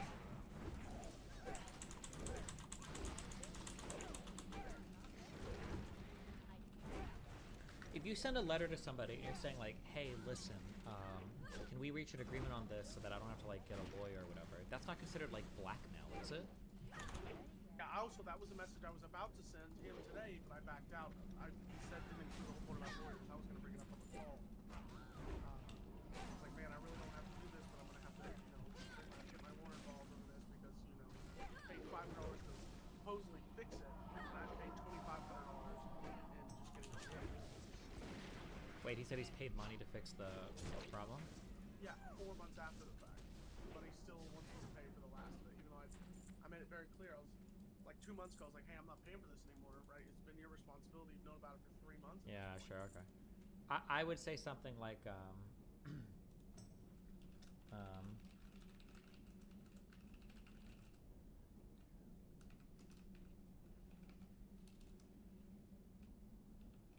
which you should figure out exactly how much you think you've overpaid, but I think if you shoot him like a letter like this, where you're like very clearly stating the problem, part of the Texas property code you feel like he's in violation of, the remedy that you're looking for. You're saying that he's acknowledged the issue already, and then you say that like you'll retain a lawyer. I feel like if you send him a message like this, I feel like he would work with you, but I don't know. You didn't get Pretty much what I just sent him, without sounding as legitimate. Well, what did you say in the thing? Yeah, I'll read it. I date dropped his ass. I gave him. I said, you don't have the problem. It's 8-1. It's still not guaranteed to fix. And then we were talking about, oh wow, ask what I paid for 11/13 because I'm. Wait. Is there any? Do you feel comfortable just like sending me the text message, like just sending a screenshot?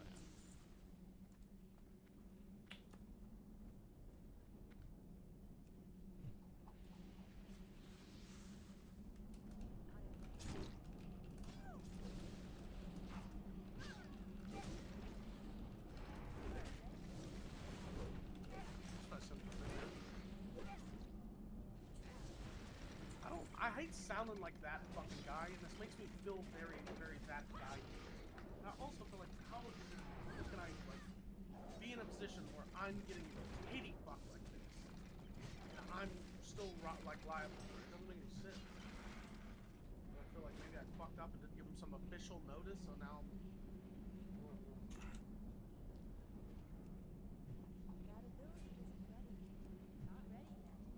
Oh. What did you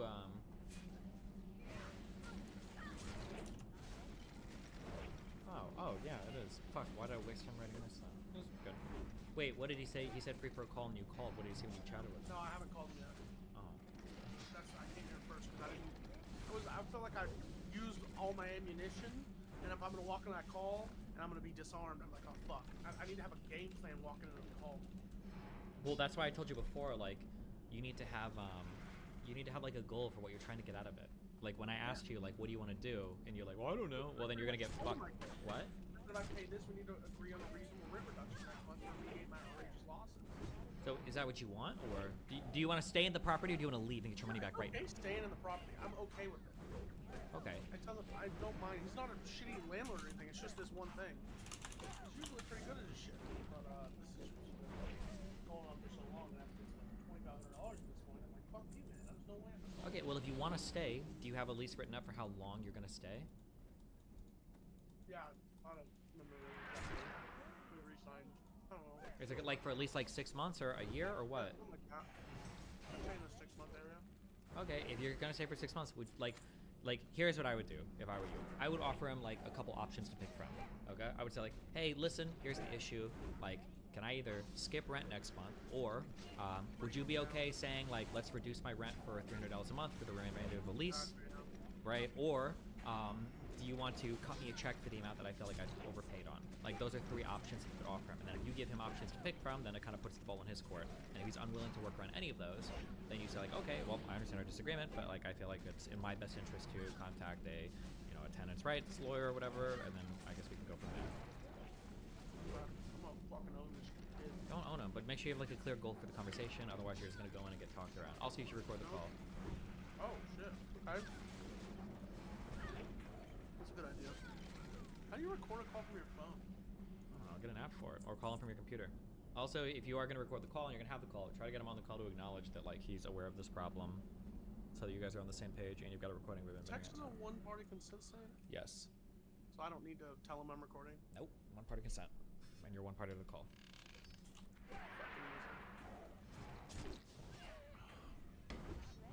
What's wrong with you? Why is your heart rate exploding?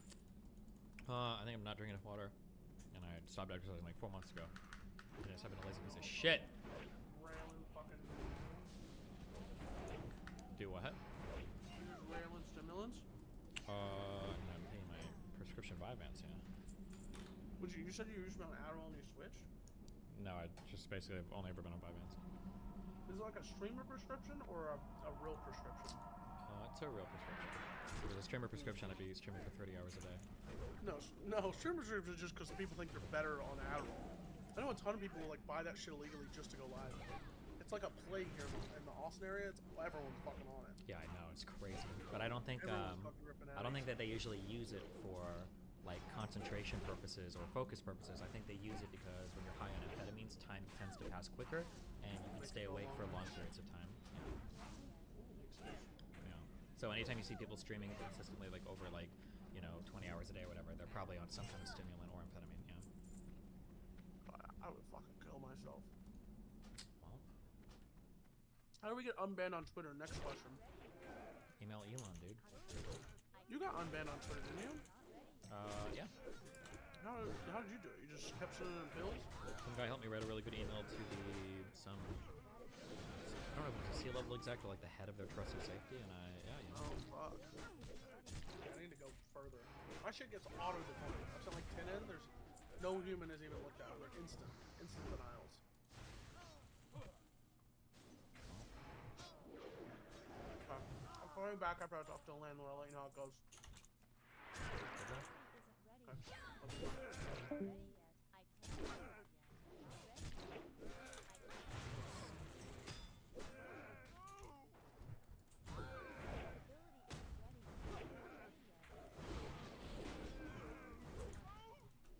Hassan drops your name. This is 3 days old. We already watched this. Vosh, that's it. And Vosh is using his communities. Kills all these motherfuckers that want to be Destiny. That's where they get it from. That's what they're doing. You literally just said where they get it from. I did read it. That's what it is. A leftist friend of mine always says that you do give some misinformation. I don't know where she gets that from, though. Bro, what?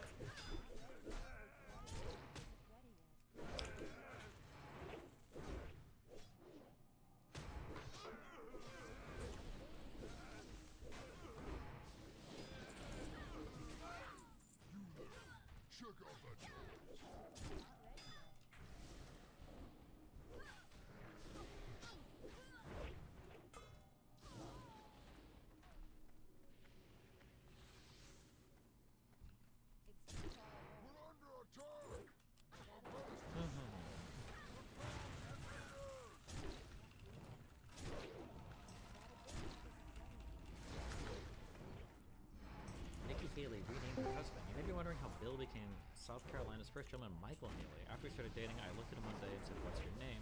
"You know, it's Bill," he said, puzzled. "You just don't look like a Bill. What's your whole name?" "William Michael." From that point on, I started calling him Michael, and all my friends did the same.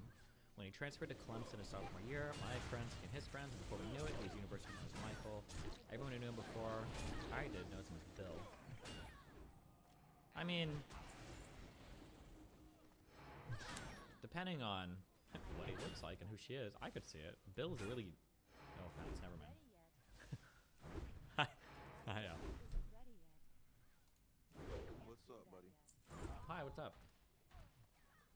I'm chilling. It's been a little while since we talked. A lot has changed since then. How you been? Pretty good. Just streaming and memeing. Yeah. I think I told you in private, like, I completely understand divorce and like how messy that shit is, and a lot of shit has to stay private for the sake of your, life. But yeah, just from one man to another, like I feel you, bro. I know how that is. Yeah, I don't really think it's much of anything. Everybody's like divorce. I mean, like, it was more like just like a breakup, right? Like we didn't have any like kids or anything. I really had to concern about like that. Probably makes it easier, right? Yeah. No, that it probably does actually for you make it feel more like just a breakup. You know what I mean? But yeah, I got divorced from my ex, and we had a child together. So kind of like it creates problems in my new relationship now because I still see my son and everything. So it's just I don't know. It just that was wild to go through. So yeah, that's probably a lot more difficult. Yeah, for sure. Yeah, but it sounded like you protected yourself, like with the financial stuff and all that stuff. So it probably just takes a lot less to hang out. I did not do that, so yeah, I'm still feeling the effect of that to this day. So did you comment on the whole Keffels, Xander Hall, Hassan thing? No, I didn't watch any of that. You've been a little busy. I've been watching. Well, it just seems like not to knock any of them, but I tried to look into it a little bit, and it just seemed really boring. Like, was there some crazy shit going on there? It was. No, not at all. Not at all. It was a a whole bunch of nothing burgers, and I don't even know how you would have an opinion on that. You're right. That was kind of stupid question. But no, I like you've had a history with all three of them. I didn't know if you had like any insights that are unique to Destiny. So I guess the real reason I called, not the real reason, but the main reason I called is because I've been mentioned a few times on your subreddit in the last, I guess, like month and a half. And usually I don't say anything, right? Like, because usually it's just like, oh, this guy's retarded. Oh, this guy's fucking stupid. He doesn't know what he's talking about. He's bad faith and da da da. The bad faith one bothers me a little bit, but I usually let it go.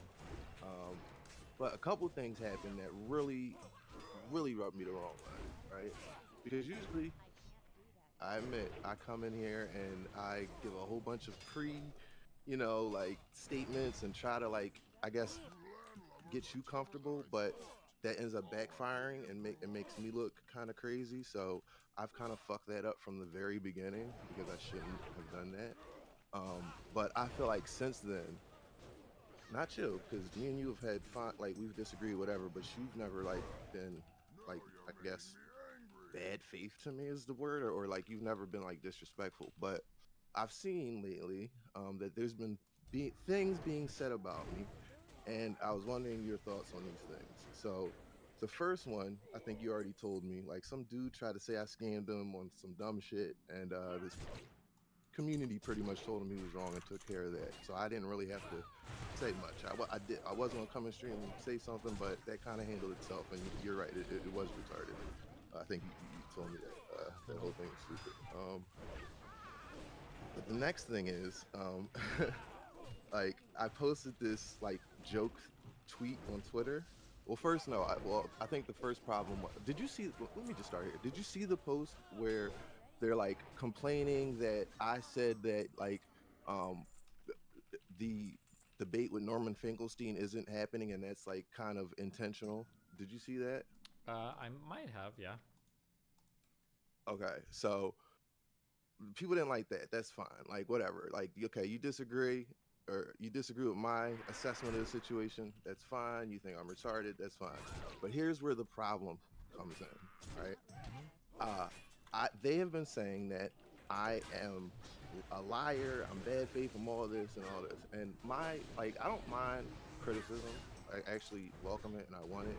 But when you start to say that I'm lying or like I have a position that I don't have or like I feel a certain way and I'm really just like holding my cards close to my vest and trying to like, act like I like you, but I really don't. And like, I'm just doing weird. It's all these weird type of things, right?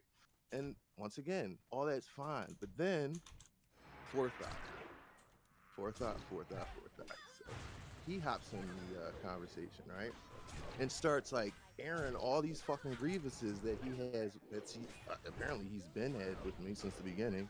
But like, and I'm not gonna win a Reddit argument with the fucking Reddit mod, right? So I didn't even attempt. I commented once, but I didn't even attempt to argue.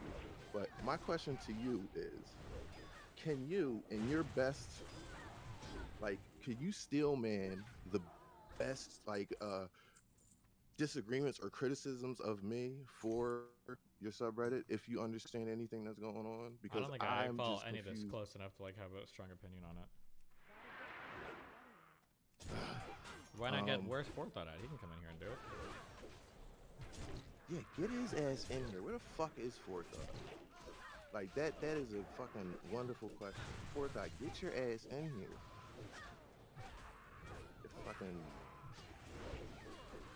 But like it's like, oh no, this guy's a liar. He's bad faith. He really hates Destiny.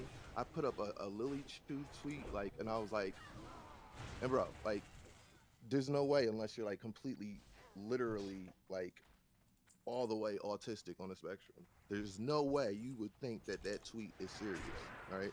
I put up a tweet and it's like, so I hear this Lily Chew person, what's her name? Lily Pichu? Lily Pichu. I hear this person's perfect. Does anybody have any dirt on her? Like, I want it all. Give it all to me. Like, LOL or something like that.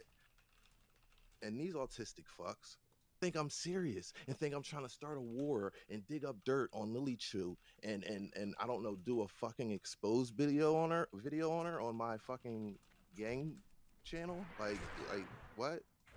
And they they've run with this narrative that like I was trying to expose Lily Chu, who's like obviously a close friend of yours. So like they got real defensive, and yeah, Forethought was a part of all that. He hopped in on that whole fucking bandwagon. I see people saying leave Lily alone.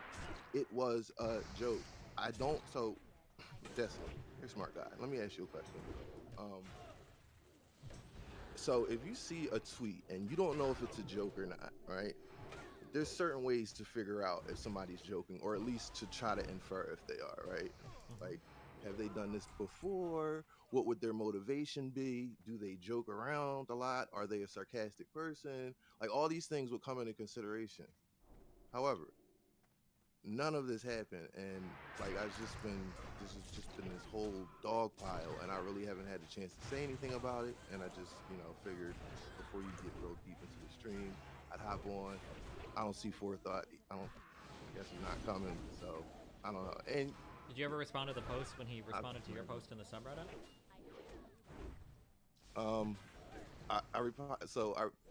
I responded to the first post, but I didn't even look after that, because it's like, how many times can I read "you're retarded, we hate you, you're bad faith, da da da da"? Well, it seems like you made a post in the subreddit asking. You said, "What did I do to this community?" You made the post, and it seems like even Forethought himself responded, and then he made like a post and he linked other posts and but then you didn't respond to this, right? Yeah, because these things here are, this is nonsense what he responded with.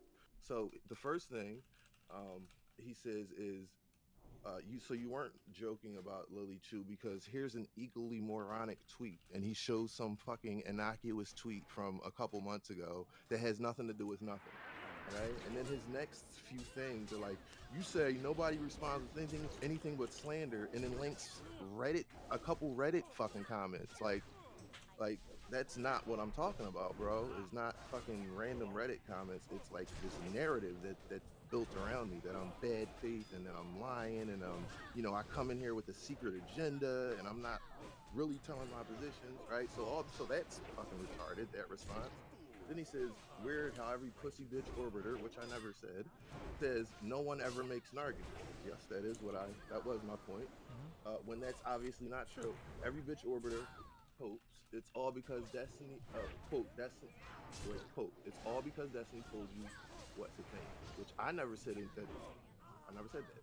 And so he's quoting things that I've never said, and not people obviously disagreeing with you. Okay, you disagree with me, that's fine. We can fucking hash it out. I'll never back down from a argument on something I believe in. So then he responds to when I said DGG's reputation as toxic and unwelcoming to people who disagrees with Destiny is correct, and that is my assessment of DGG. That they're very like, the mean is not, that's not the problem. It's like, I've dealt with mean people before. I've been called names before. That's not the problem, but it's the vitriolic response to somebody who's never like done anything to like harm these people, or I've never done anything wrong on the internet, you know what I mean? Like, I might have had a shitty take, or you might disagree with my take or whatever, and then I think he's trying to insinuate that I'm fucking anti-Semitic. Can you decipher this for me? Well, I don't know why you're asking me. Why wouldn't you just ask him? Because, okay. I asked him though. He said he was working right now, but he'll come. He said he might be here in like a minute or two, so maybe he'll. Yeah, I was hoping that I could actually get him in here, because, but it's actually kind of pointless to sit here and try to argue with him on Reddit. But also, for your sake, if this is like boring as shit to you, like, I completely understand. I like, what's your feeling on this? Is this like, should I just leave this alone, or wait till Forethought gets in here? What's your feeling on this in terms of like content and stuff?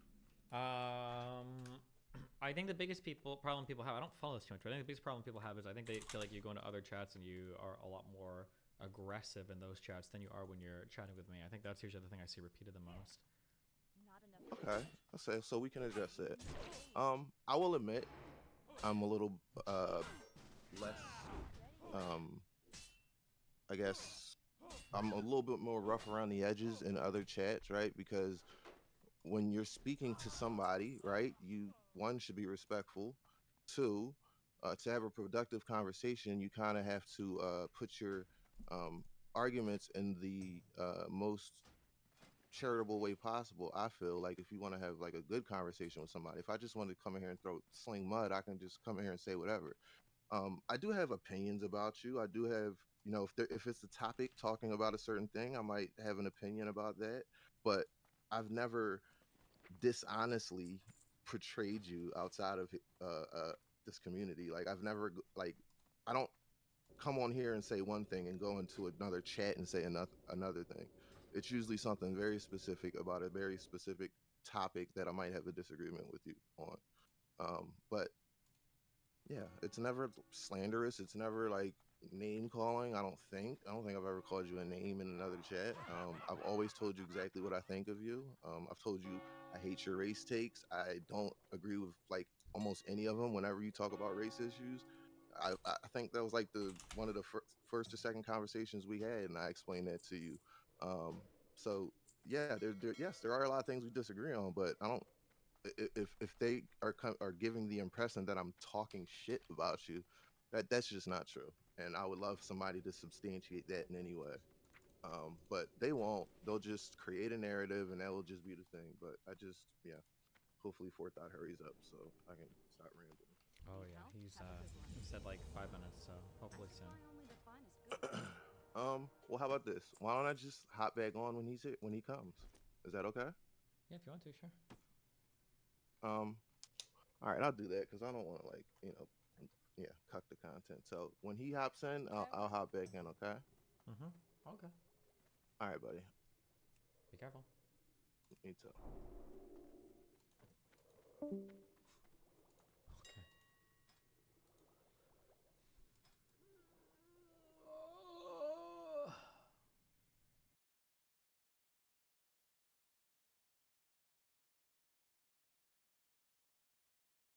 I dag skal jeg og Sofie prøve 3 forskellige pizzaer til 3 forskellige prisniveauer. Formålet af videoen er at finde ud af, hvilken pizza er bedst til hvilken pris, altså hvad er mest værd. Og jeg glæder mig bare til at få gratis pizza.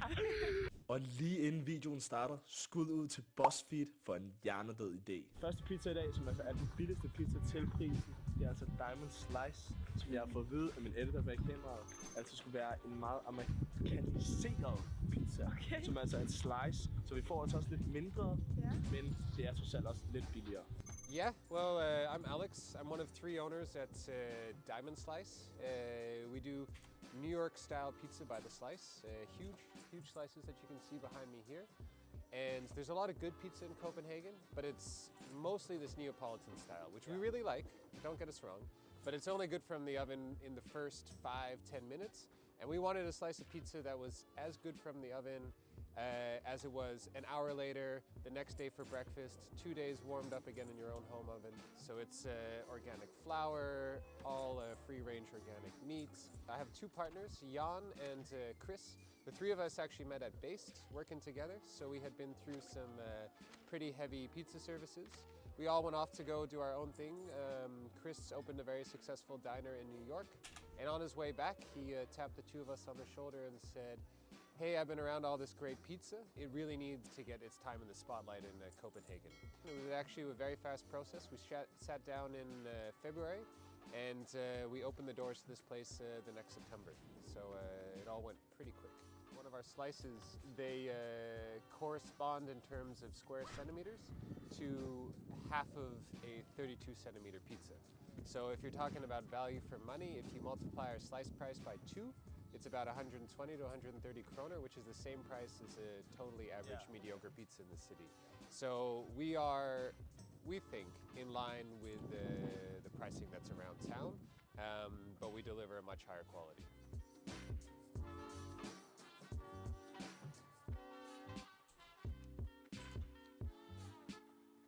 Ej, jeg glæder mig. Er du klar til første bid? Og allerede vil jeg bare sige, right off the bat, allerede en crusty kant, kan vi se her. Den ser mega, og der er så meget ost på.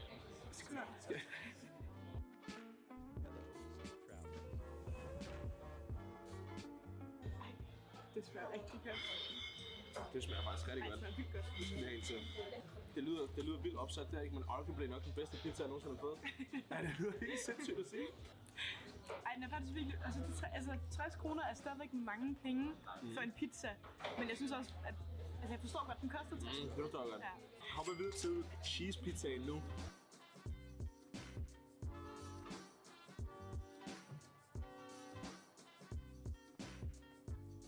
Det smager sindssygt. Det gør det. Altså, det er sådan den bedre version af en margarita, det her. Altså, jeg synes, parmesanen er meget lækker. Jeg er typen, der elsker parmesan. Skal du så videre lige den her, eller hvad? Jeg vil gå med den her med ost. Ostemanden. Normalt så er jeg faktisk allermest en margarita-fan, fordi jeg føler, at ved en margarita, der kan du skelne, om pizzaen er god eller ej. Fordi der ikke er så meget lort ovenpå, right? Og det kan man godt mærke, altså det er et godt sted. Det bliver sådan lidt mere røget-agtigt. Nej, det smager faktisk vildt godt. Det er ikke engang stærkt. Nej, jeg har lyst til at spise det hele, men jeg ved, hvis jeg spiser 3 pizzaer efter os, eller 4 næsten. Men hey, der er ikke noget, der går til madspil, fordi ham, der sidder bag kameraet, han kommer til at spise alt det fede svin, han er. Det er lige undskyld. Ja. Ej, sig Undskyld. Vores editor, han sidder og har en disco-kollaps i sin arm lige nu, og så filmer din fucking YouTube-video, og så kan han ham og nu giver jeg ham gratis pizza, lad ham leve. Altså det fede faktisk også ved de her pizzaer, det er, at dejen, det er sådan, den er også lidt sådan rå. Skål.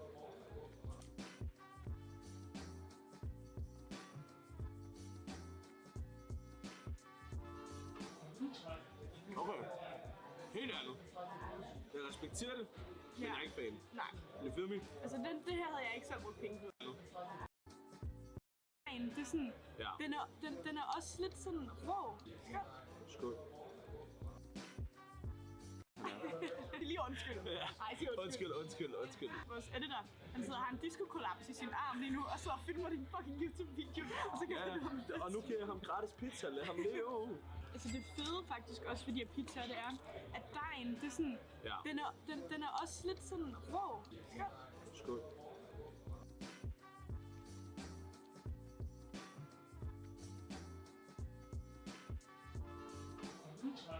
Okay. Helt ærligt. Jeg respekterer det, men jeg er ikke fan. Nej. You feel me? Altså det her havde jeg ikke selv brugt penge på. Noget man også skal lægge mærke til ved den her honey bunny, det er der rigtig meget ost, rigtig meget olie, så det kunne godt blive kvalmt at spise mange af dem her. Giver det mening? Hvis man godt kan lide det søde også, altså man har den der overgang med, at man også skal få noget sødt med ind, så tror jeg, at den her pizza er lige for dig.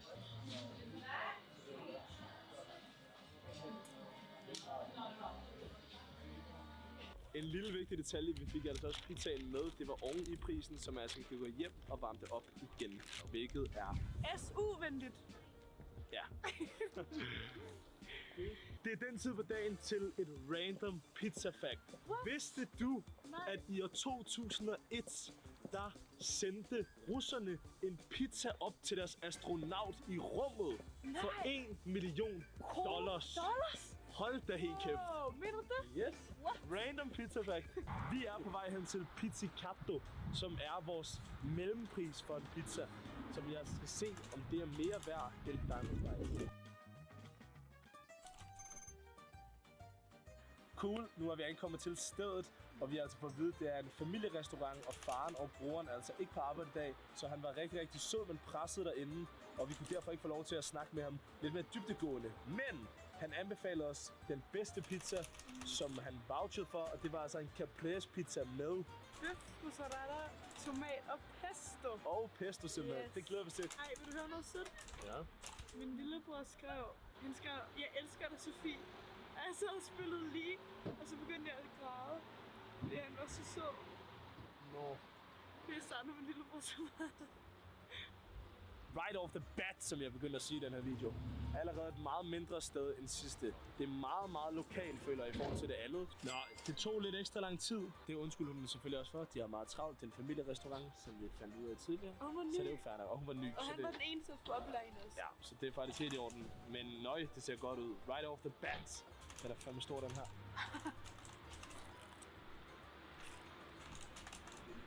Ja. det smager godt. Ja, det er ikke fordi, man tænker, wow. Men det smager godt, altså det er en god pizza. Ja, det er en kvalitet, altså Men shit, hvor var det andet godt, når jeg sidder og tænker over det. Ja, bunden, den er rigtig sprød.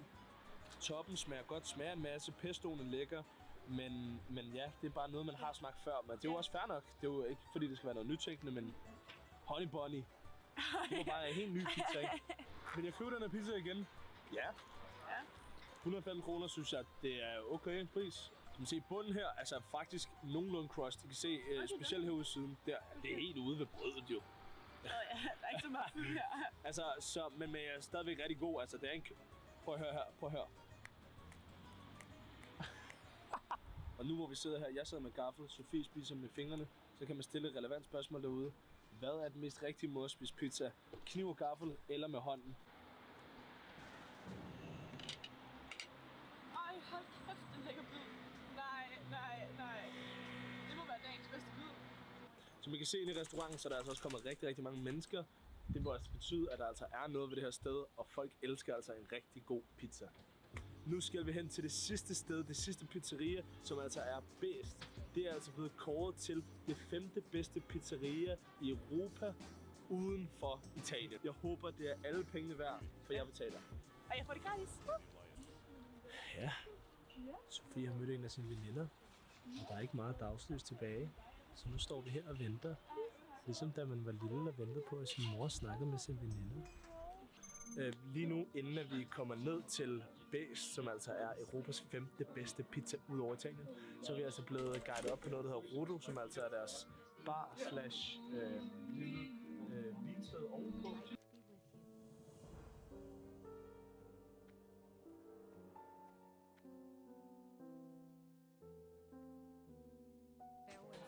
Vi sidder nu på restauranten, og vi skal finde ud af, hvilken pizza vi skal have. Konceptet er således, at man bestiller en pizza, og så kører man til deling, og så bliver det bare ved med at komme pizzaer ind til deling, indtil man ikke kan spise mere basically. Så mange nu selvfølgelig vil have. Og en pizza står cirka til 165 kroner af dem, vi tænker, den dyreste pizza, vi nogensinde har fået og kommer til at spise i dag. Ja. Som I kan se her, er der altså både noget stracciatella ovenpå. Som ikke er is. Som ikke er is, men altså som er... Det er bløde inden i en mozzarellaost. Yes, lige præcis. Yes. Vildt lækker kant. En rigtig sprød kant herude. Ja. Men noget af det sjove ved den her er jo også, at den koster de der 165 kroner, men den er på størrelse med det slice, vi fik for Diamond Slice. Ja. Den er jo kun en lille bitte smule større, men alligevel er den næsten 3 gange dyrere. What? Skorpen er ikke sådan mega sprød, eller? Den er meget, altså en helt anden genre af pizza, føler jeg.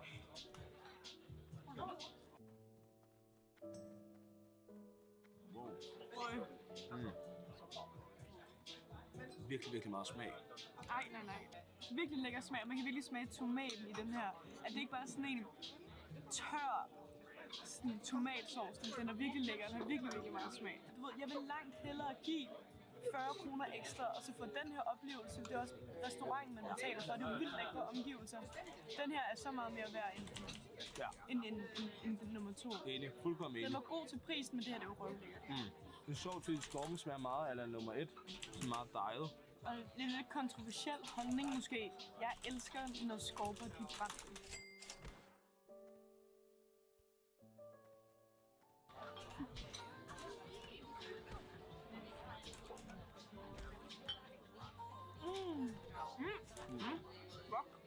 Kødet ovenpå smager mega godt. Smager virkelig krydder, så god kvalitet. Det her er meget mere min syn, fordi det er meget mere sprødt. Altså skorpen under er meget lækre, fordi der ikke er lige så meget vådt. Altså, jeg tror stracciatellaen ødelagde det lidt for mig før, fordi det blev lidt grimt. Også fordi skorperne er sådan luftige, men man kan stadigvæk smage, at det er brød.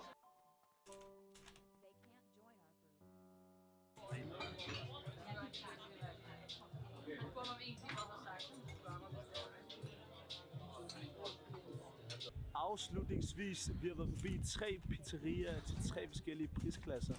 Hvad er mest værd? Jeg ved ikke, om det var fordi det første sted, men Diamond Slice har alligevel lidt kærlighed hos mig. Jeg synes, det var mega hyggeligt. Jeg synes, menneskene, der var mega søde, det var god betjening. Og til 60 kroner, sådan, når man er på SU. Fuldkommen enig. Diamond Slice var en sikker vinder. Lav prisklasse, på samme tid med, at det var mega lækkert. Okay, so this gets really dangerous. What's the best way to get to the water? Because obviously I want to avoid South Shore to avoid the guards. But I also want to avoid the Nagas on the shore. The river has neutral turtles. Okay, I'll go down the river. Okay, so there's a 27 Moss Creeper on the left. Okay, I think I just stealth. I'm literally just... Oh, crap. Bros. Wait, I can swim. Okay. Dude, this is so troll. Is this the best way to get here? I'm gonna go around.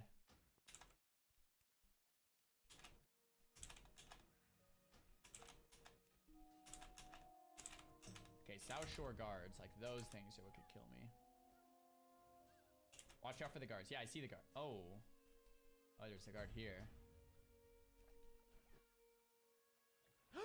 I pulled the guard. Oh my gosh, I'm dead.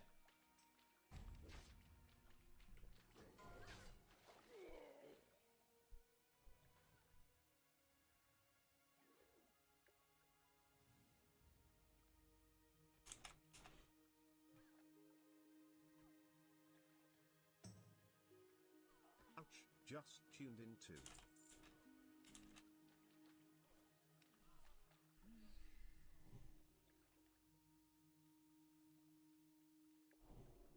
You've got to be shitting me. I literally saw the guard, marked the guard. I was just too close. I was just too close. That's so dumb. Oh my gosh. All right, I'm a noob. I'm a noob. I'm a noob. I don't know what to say, boys.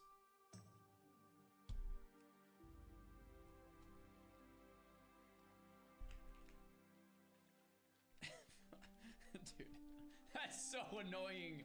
That's so annoying. Oh my gosh, I'm about to get Star Surge.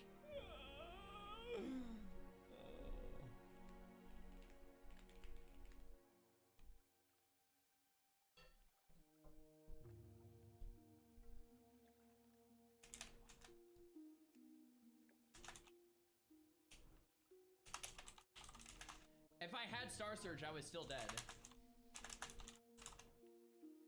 How the hell are you supposed to get here then, man?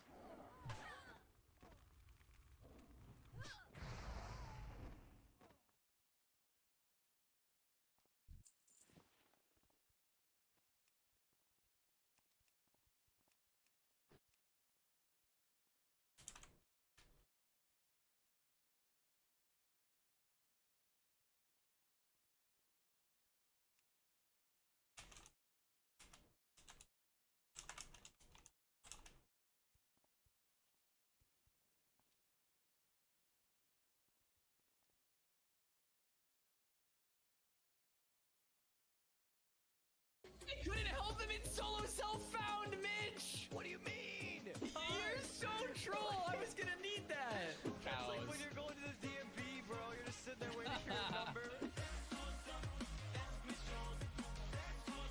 Alright, so chat, if you guys want to play with us, it's hardcore add-on on Lava Lash RP Realm, SoD Realm, and then you need the hardcore add-on, and you have to join the guild. But yo, chat, join us. We're gonna all raid together as hardcore and SoD with Rav, Sony, Zaryu, and all the boys pretty much are gonna be in this, so it's gonna be fun.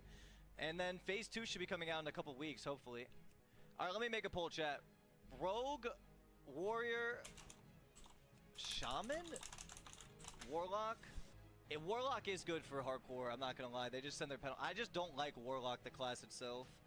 I'll make a poll, actually. Okay, so I think it's between Warrior and Rogue, guys. Wait, maybe Boomkin? Wait, I need to see what Zaryu's gonna play first. I don't want us both playing a Moonkin. You go improve Thorns and Moonfire, and you say Cat Form, and you spam Moonfire and auto attack with natural weapons and Omen. Like a melee Moonkin. I'll do a Rogue, that's fine. I've always wanted to play a Rogue. I've never... The only problem I have with playing Rogue as a streamer is I can't really be sneaky because everyone knows where I am. You know what I mean? As a streamer, being a rogue, you can't really sneak around. Makes my day better. All right, I think troll rogue is the move, boys. All right, I don't want to play undead. I want to play troll. I want to parse, and this is the way to parse. Orc equals stun resist. I don't care. This is hardcore, guys. You think I'm going to be PvPing? Okay, it looks like troll is winning. Okay, we're going to play troll then. Troll rogue, the burger. Yo, he's back. Unless I play a mage. Wait, now that I got this name, I kind of want to play a mage. Oh, alright, I'm a rogue. Dark. You need the deathlog thing? Wait, do I actually? Okay, we'll get the deathlog, it's fine. Okay, who do I whisper to get in the guild? Join SoD Core. I hope this is the right guild. Tatter is Rav, right? Yes, Rav is the one that had this idea. I think this is going to be fun. Doing BFD with a bunch of fresh level 25 idiot hardcore players is going to be hilarious. Bro, why do I already have idiots following me around? Bro, I can't even get a mob. Oh man, I did not miss this. I did not miss all the idiot. Dude, go away. Please go away, boys. Leave me alone. Wait, I could layer too, maybe. Me, not that kind of orc.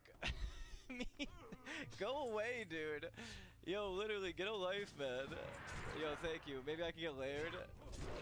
Thoughts on how this will affect and split up the normal SoD? I don't think this will split up the normal SoD whatsoever. I think it's gonna have its little niche community of people that play it. Like, chat, are you guys planning on playing SoD hardcore? I think it just adds like a twist, you know, to it. And not only that, I think when level 40 comes out, most people will not give a f. But yeah, show hardcore verify tab. It looks the same as it did before, guys. What? Why does it say 99.5? It should say 100%. Oh, it's because you're grouped? Oh, sh. Okay, yeah, don't invite me to groups. Also, this is a version of the game where I am not allowed to trade myself anything. No gold, no bags, no gear. You can't even use quest item gear. Okay, 10 slot bags. I'll probably loot a 10 slot bag, to be honest with you. I just, okay, someone layer me. I have like, dude, I have like an army of trolls literally following me around. Yo, thank you for the layer. Okay, I know you're not supposed to group, but I definitely want to just get layered away from these idiots.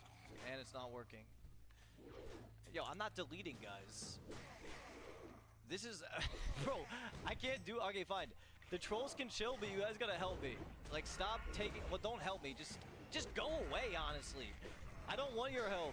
Just go away. Wait, why doesn't Zaryu have 20 idiots following him around while he levels? Is this just like I'm plagued with this? Guys, he broke the rules by grouping. If he doesn't delete his character, I will go on Reddit and make a hate thread that will get 10 votes. Guys, he hasn't changed one bit. He is still Bad Jones running my hardcore experience. Yo, chill. Oh, dude, wait, invite. Oh, you can't do invites on hardcore. No, I have to just farm. How am I gonna kill this thing, man? Yo, can you guys stop yoinking the mob? Mitchie, we did it. Yeah, congrats, guys. Congrats. Alright, I guess I'm gonna skip this one. Dude, this is one thing I didn't miss about hardcore is the f***ing line, dude. The line for the stupid deletes every time, man. Every time, dude. We'll need some extra protection. Wait, someone said they're stuck at work. Wait, why would you have work on New Year's Day? That sucks. Wait, no items from quests? That's so weird. Alright, do I just delete it? What am I playing, guys? Wait, can I buy vendor gear? I can buy vendor gear, right? For, like, if I farmed my own gold, I can get this, right? Yes, you can. Okay, good. Why can't you use quest items? Hey, Mitch. They wanted to basically make it harder so you can't use quest items. Do you think that's a good idea, chat? No quest items? Also, for those of you guys that play Rogue, what runes am I looking for, chat? When it comes to runes for Rogue, I would advise to pick the good ones. Not only are they better than the other ones, but you will also do more DPS. Obama out. Oh, really, Obama? I didn't know that. Damn, bro. Alright. I'll pick the good ones, man. I'll pick the good ones. Yo, Mitch, trade me. I have Prebis for you. I'm not allowed to trade in hardcore, man. I don't want to get canceled, guys. Bow, bow. I'm excited to be playing hardcore again, man, to be honest. It just makes it so much more fun when you're about to die. It gives me that ADHD, like... Good morning, Mitchie. Yeah, it's good. Happy New Year. What happens if you die, man? Death equals delete, guys. If you die, it's all over. Hey, Mitch, I am so confident that you will survive to 25 that I'm sure you are willing to offer a $500 bounty on your own head. Sure, I'll put a $500 bounty on this character's head, guys. If this character dies before 25 and I lose it, then I will give away $500. They put their character on follow and went. Hey, Mitchie G, what's up? It's Kanye. I want to see this troll survive so they get slow and watch stream throw. Much love. Yo, what's up, Kanye? What's up, Kanye, baby? Yo, do you guys fuck with Kanye? I feel like people either love the guy or hate the guy. I like your music better. Okay, let's not talk about my music, guys. Yo, where's my Soundcore invite?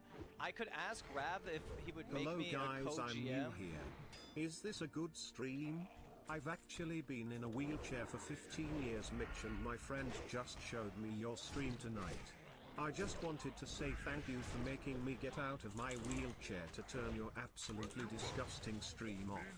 It's truly a miracle because you have healed me. Hey, no problem, man. No problem, dude. I'm glad you got healed, bro. Yo, can I invite my viewers to guild? You guys gotta make a level 1. Yo. Let me see. Okay. Please, God, no. Okay. Tis. Please, God, no. Please don't. Alright, I can't. Wait, yes, Mitchie. Hey, Mitch, you can always go to Terrorist Blades. Wait, I can add a member. Tired of Toronto. Oh, I can add you guys. Alright. You have to have the hardcore add-on enabled and be level 1, and then you can start your hardcore journey. G, invite me. Pixie wants to play. Okay, I know Pixie's legit. Pixie is definitely legit. Yo, I got hardcore add-on. Can I please get an invite? Yes, sir. Here you go, bro. There's your invite. I have hardcore add-on. Please invite Bear. Sure, you're gonna get a name change though, buddy. Ugh! Okay, I gotta... Is there a way for me to walk around here?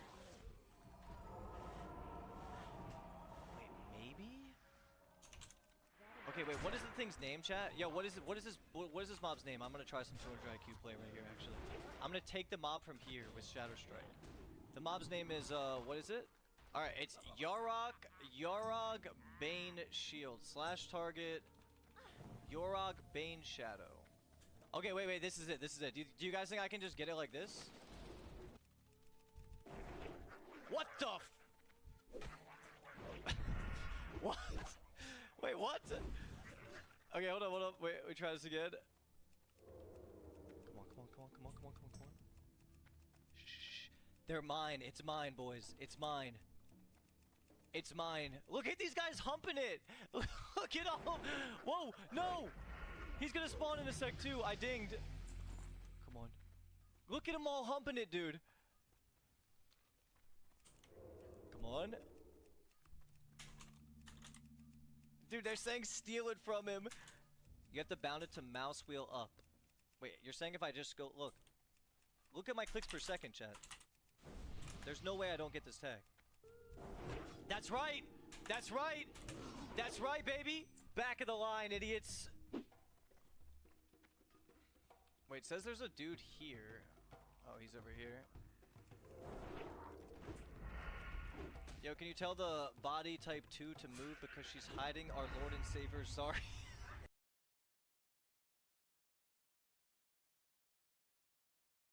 You could skip leveling as Alliance with Troll Necklace turn-ins.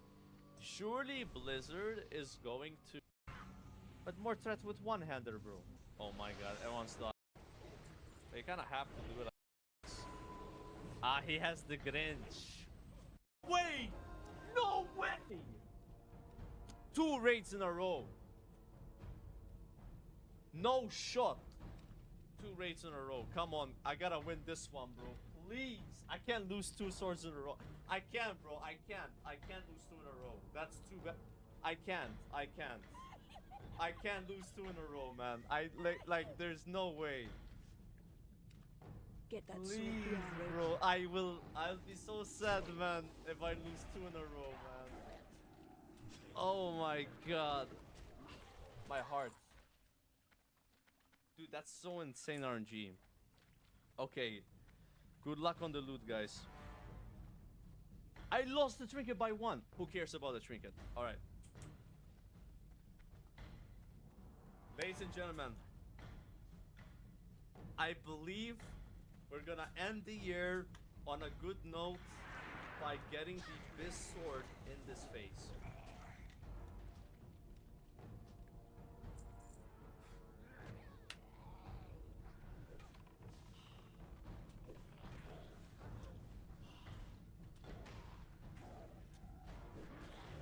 Oh my god, dude. Somebody's milking it. Somebody's milking it. The hunters are milking it, bro.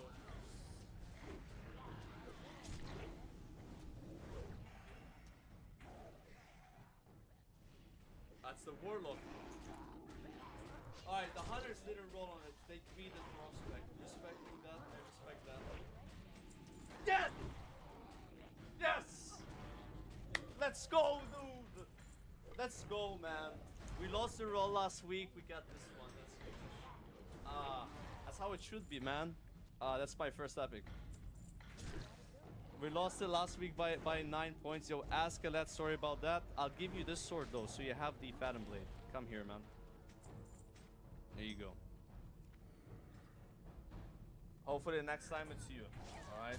That's so lucky, though. We saw 2 of those 2 weeks in a row, man. 2 weeks, 3 days, like.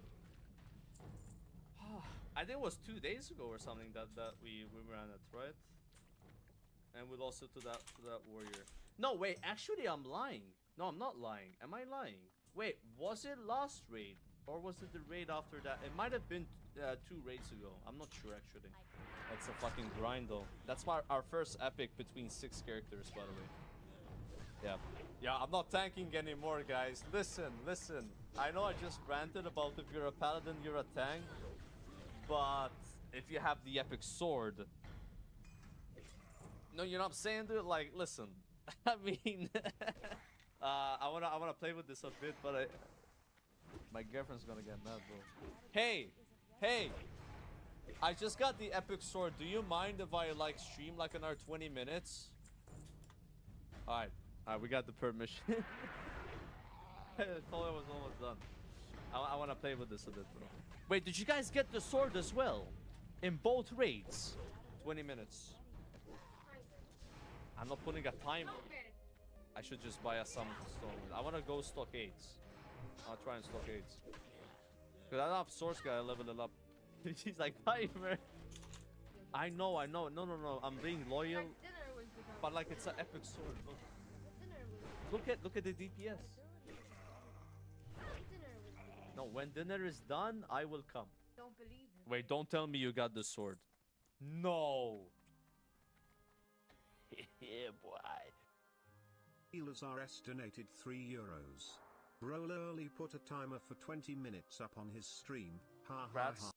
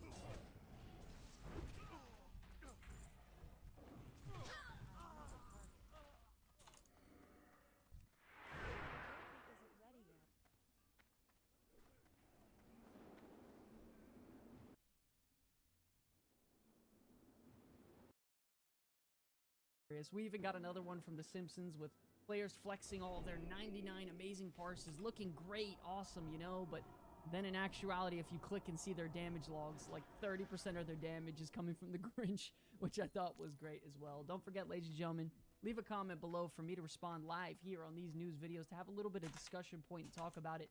I really love seeing all your opinions on some of the topics here in these videos. So if you want your voice to be heard, Let me know about it in the comment section below. If you enjoyed the video, please be sure to like and subscribe. It got absolutely flooded with Season of Discovery content. I want to thank you all so much for watching this video. It really is an absolute pleasure to be making content for you all. Until the very end, my name is Sky from the Comeback Kids. I will see you all in the next one. Peace.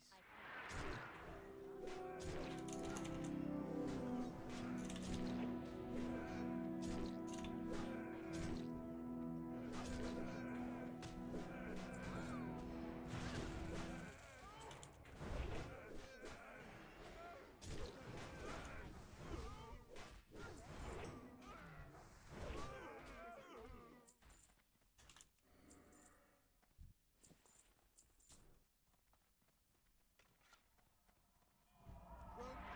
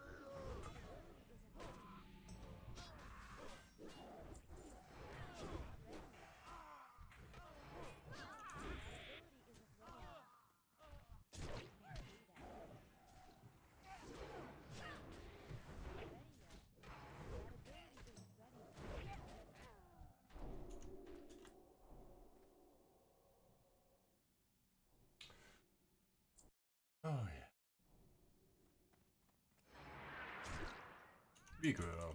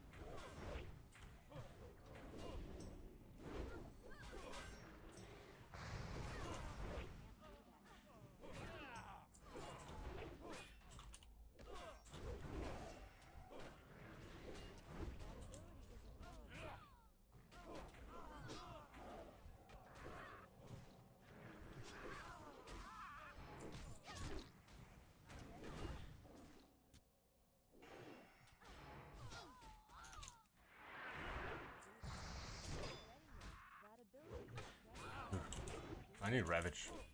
I mean, Raging Blow. How do I get Raging Blow?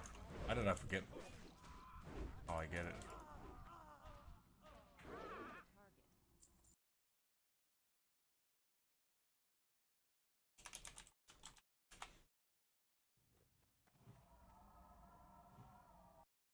Come on, baby.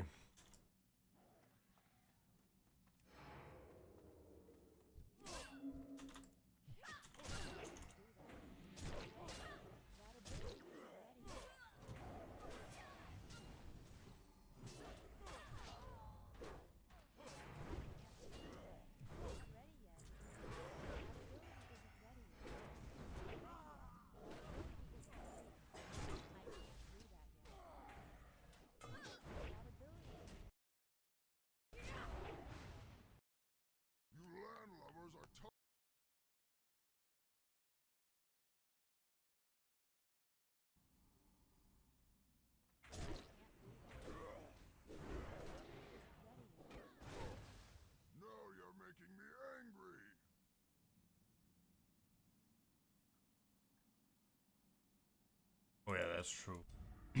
Raging Blow is kind of hard. Damn. I mean, maybe not actually anymore. Battlefield keep. Careful start.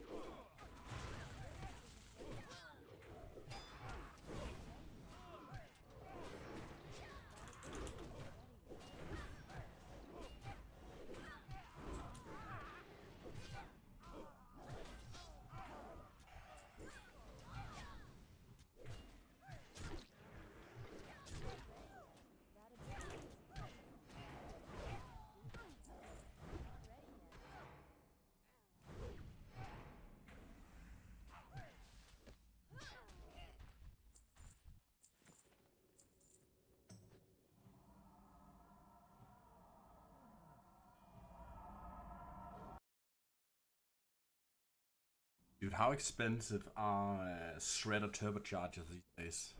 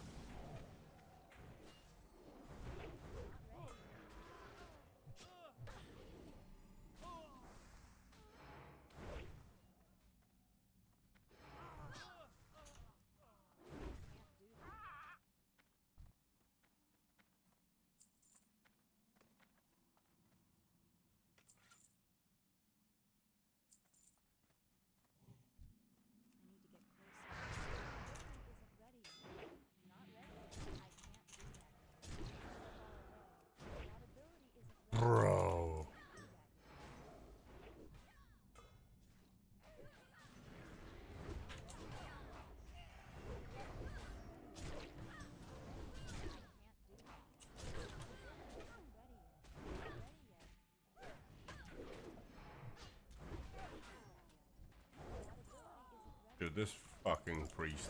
Level 15 getting showered. Come on. Come on, bro.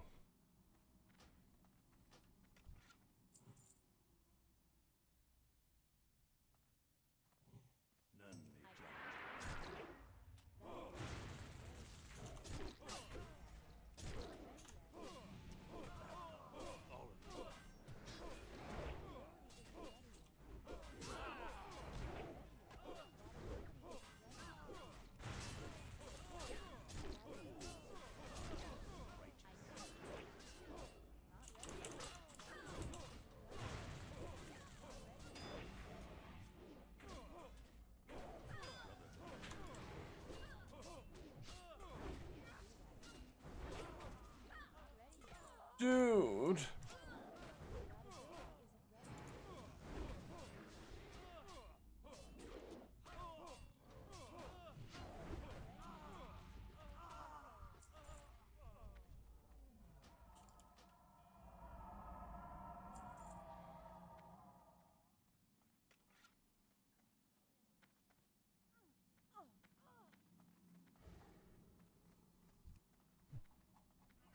That ability isn't ready yet.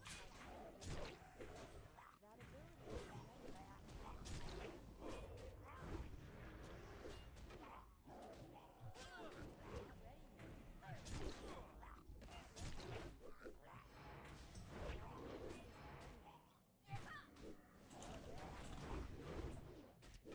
Jesus Christ, dude.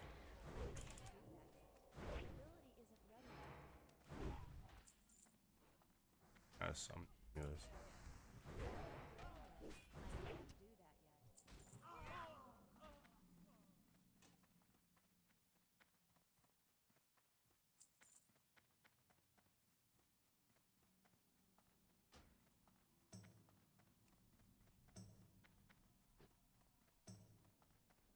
You know what?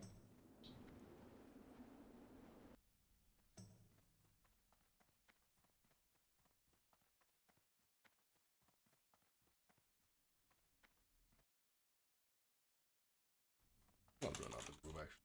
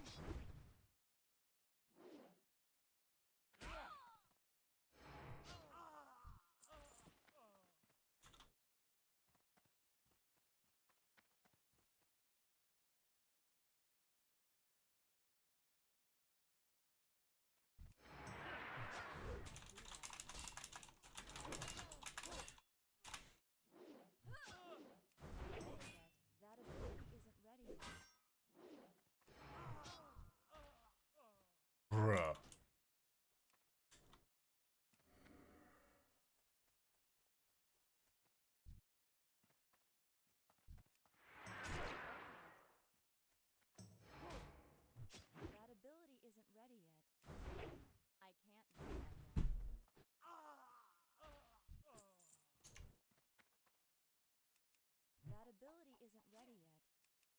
I can't do that yet. Not ready yet. That ability isn't ready yet. Not ready yet. I can't do that yet. Not ready yet. I can't do that yet. That ability isn't ready yet. I can't do that yet. That ability isn't ready yet.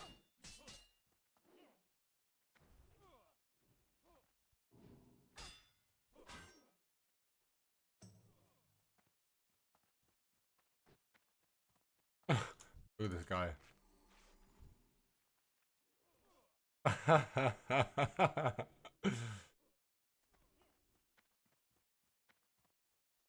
Dude, he's gonna die. Oh, Helene hands.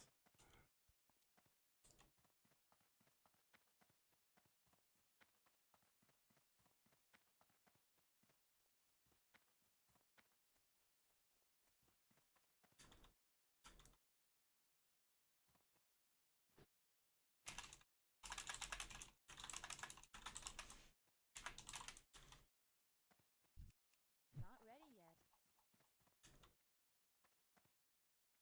That ability isn't ready yet. Not ready yet. I can't do that yet.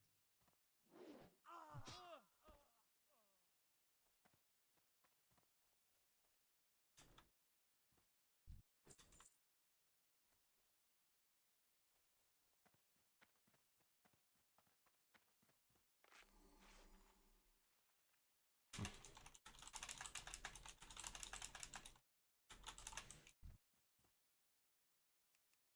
ready yet.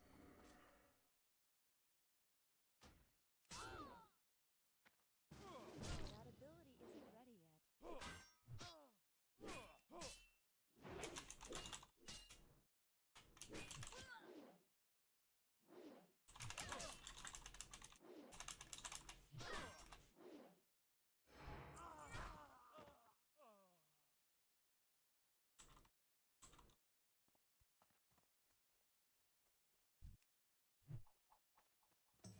I'm out of range. I can't do that yet. That ability isn't ready yet. I can't do that yet. Not ready yet. I can't do that yet. Come on, baby. Not ready yet. That ability isn't ready yet.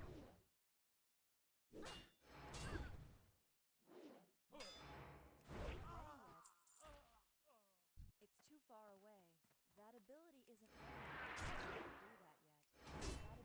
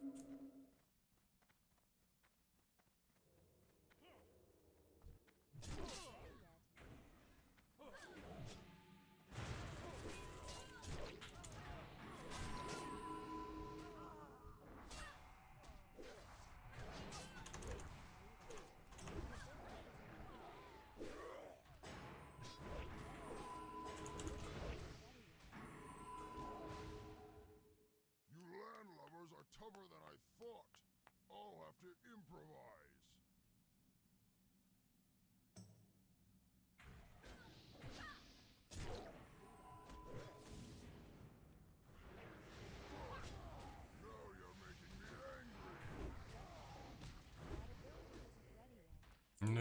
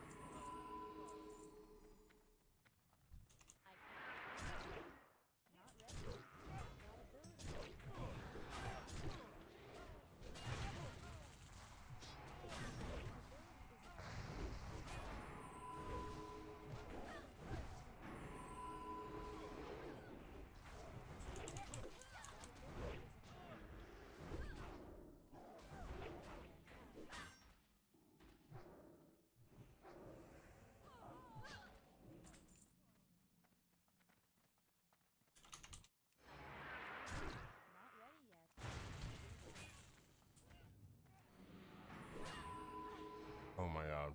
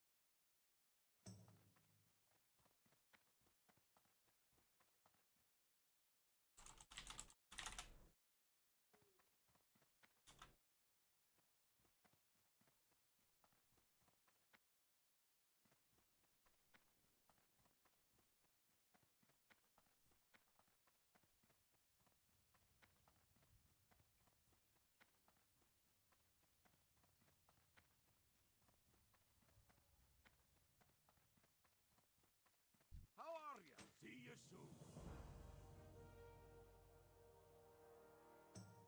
Be good.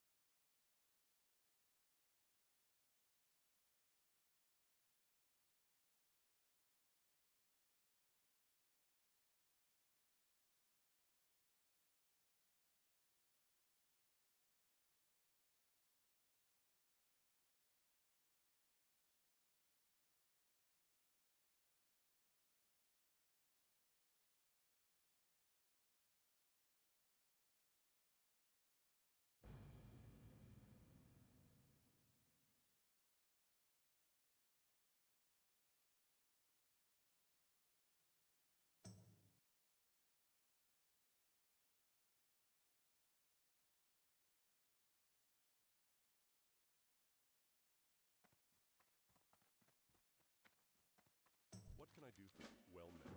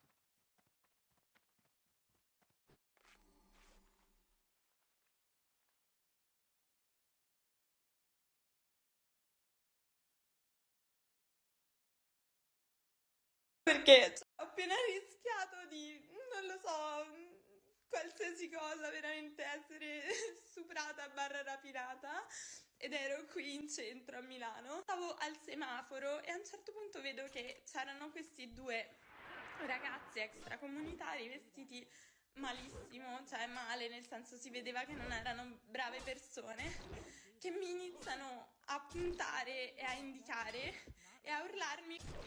Io comunque, cioè lì per lì mi paralizzo e per fortuna il semaforo era rosso e vedo che c'era un taxi che comunque stava venendo nella mia direzione, quindi mi inizio a spostare perché loro erano davanti a me e cambio il lato della strada verso, cioè lateralmente, per mettermi in mezzo alla strada e urlare al taxi di fermarsi.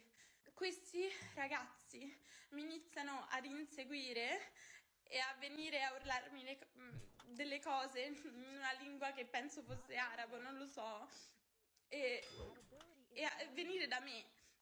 Io giuro, non penso che, cioè, ho perso completamente la ragione, non sapevo cosa fare, ero quasi paralizzata. Per fortuna mi sono messa in mezzo alla strada e questo taxi si è fermato mettendosi tipo tra me e questi, cercando di separarli, e mi ha fatta salire, veramente un angelo. Cioè io non so, senza di lui probabilmente mi avrebbero stuprata e derubata, perché era quello il loro intento.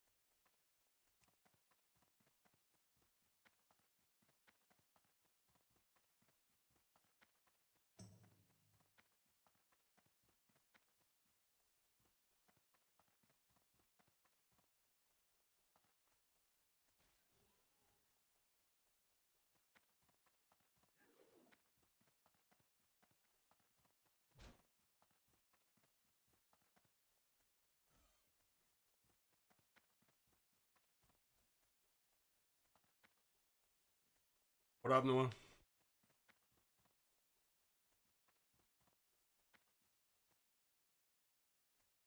Dude, I don't know. I don't think my what's it called? That's well.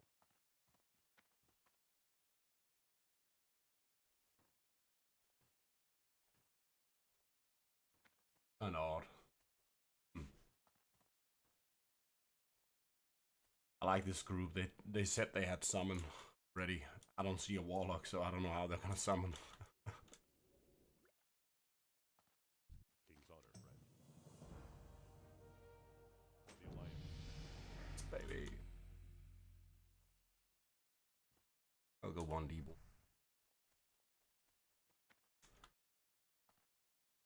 How's it going anyway, Noah?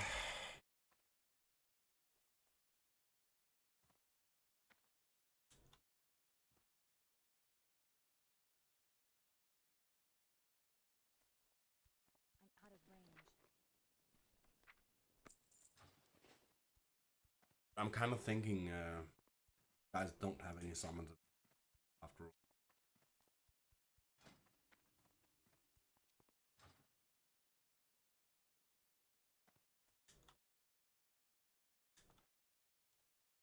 I supply only the finest goods.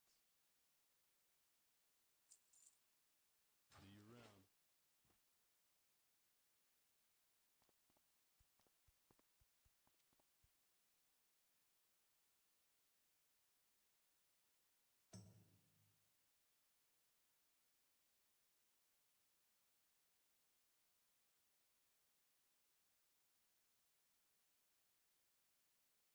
Oh, now he goes, didn't we just have a wall?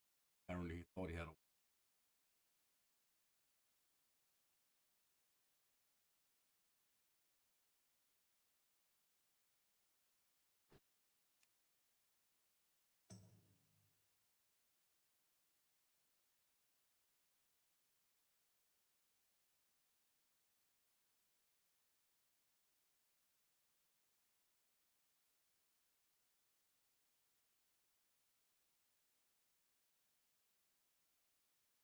I'm looking for a summon.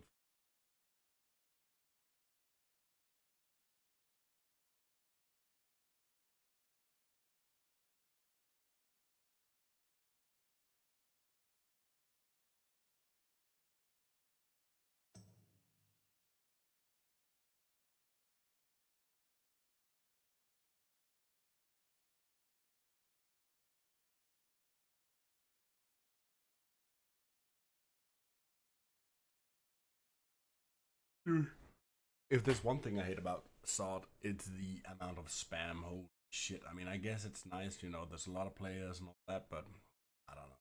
So much spam.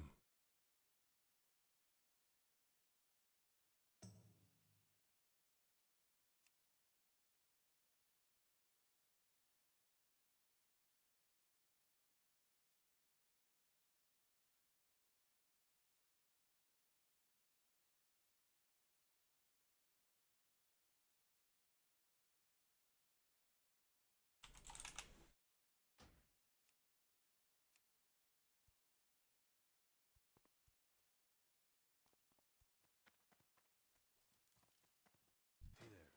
See you later.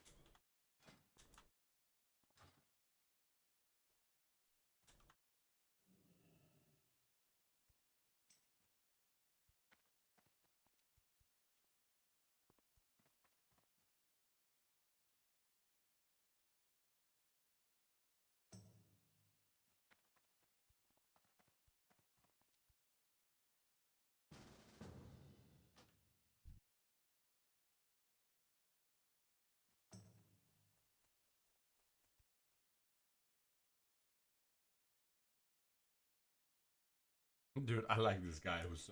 Look at this shit. Look at how many people he's got in the raid. And look at how many warlocks he's got.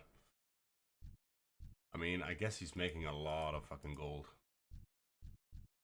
I don't even know how much money you would be making by doing these kind of summons for a whole day. Holy shit! I'm thinking, I don't know how many.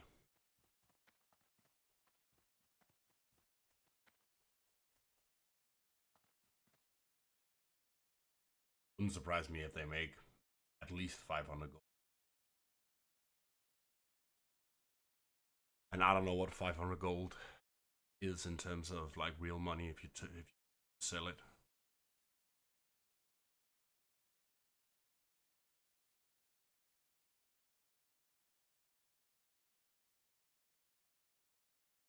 Goddag, Malte Navndrup. Men det er lidt sværere end som så lige at forklare, men du skal ind på din router settings. Det er 192.168.0.1 eller 192.168.1.1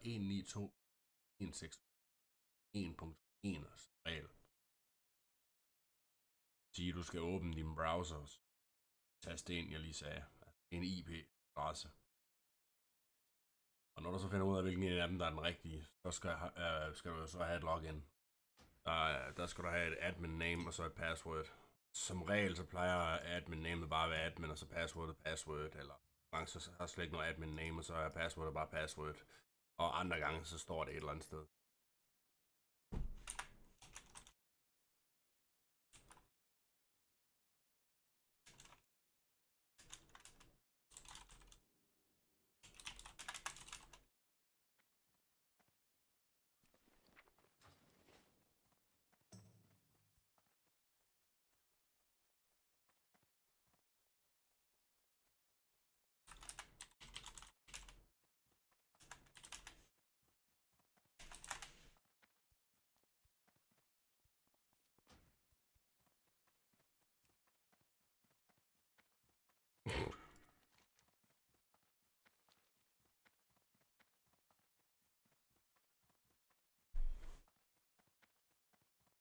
Like how I told him I would mail him. I'm not gonna mail him jack shit.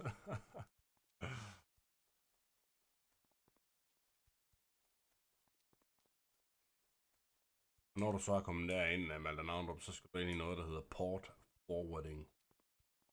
Og ja, når du så kommer derind, altså, så kan du billedet, eller så hvis du selv lige kan finde ud af det, så er det også fint. Og først du er inde i din router settings, så er det ikke så galt igen.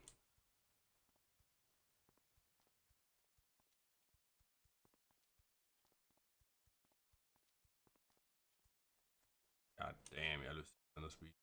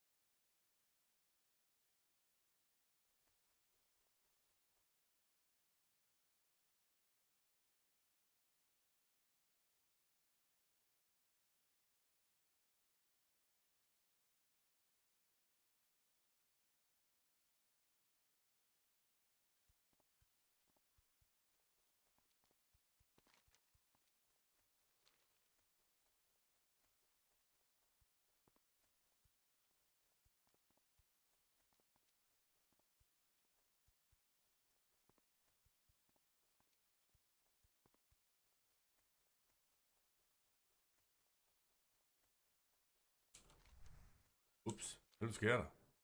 Er du en rogue? Hvad har jeg været?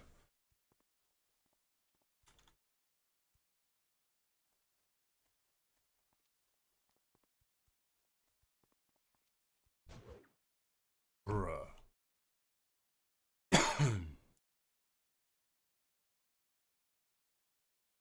I need to get closer.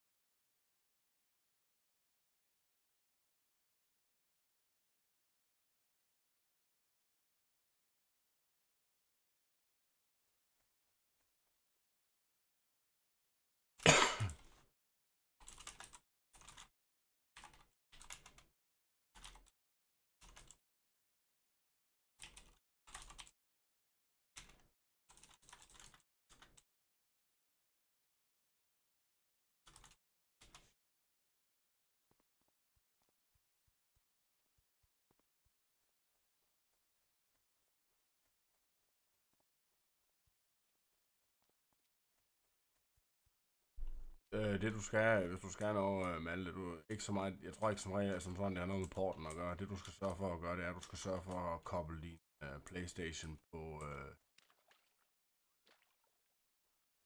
nu bliver jeg faktisk i tvivl, når jeg lige skal til at sige det her, men det er noget med, enten så skal du koble den på 2,4 GHz, eller så skal du koble den på 5 GHz forbindelsen. Jeg har selv strugglet med det samme med Heidis PlayStation. Der fik jeg sindssygt dårlig connection, indtil at jeg fik lavet, altså jeg fik splittet de 2 connections, så jeg kunne gå ind. Hvis du kun har én connection lige nu, Malte, så vil den som regel gå på 5. Det er nok alligevel det, der er galt, Malte. Jeg tror, det er det, der er galt, at den gik på 5 GHz, og den skal gå på 2,4 GHz. Så er ikke nok med det. Så skal du ind og kigge på det frekvensbånd, der blev brugt. Altså, jeg vil google det her, hvis jeg var dig, fordi jeg kan ikke helt lige 110% huske, hvilket frekvensbånd, der skulle, hvor det hedder AC-B-C, eller andet. Men prøv at google PlayStation, hvad det hedder, latency eller lag, og så frequency band. Og for helvede. Ja, okay. Ja, det virker sgu weird.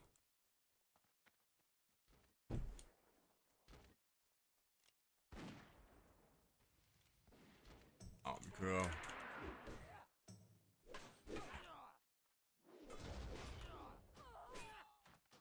Ja, med klang af noget.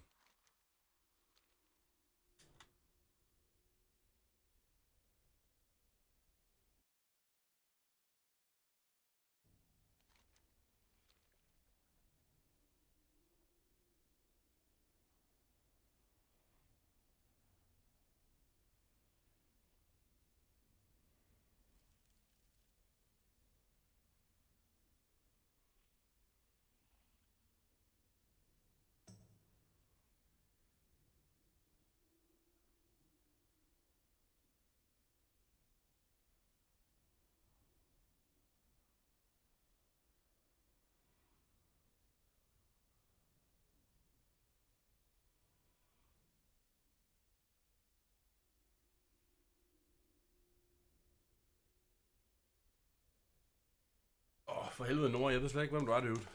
Jeg ved slet ikke, om du er her stadigvæk. Om det er på YouTube, eller om det er på Twitchen. Eller det er på Kicken. Nej, jeg tror sgu ikke, det er Kick. Alligevel.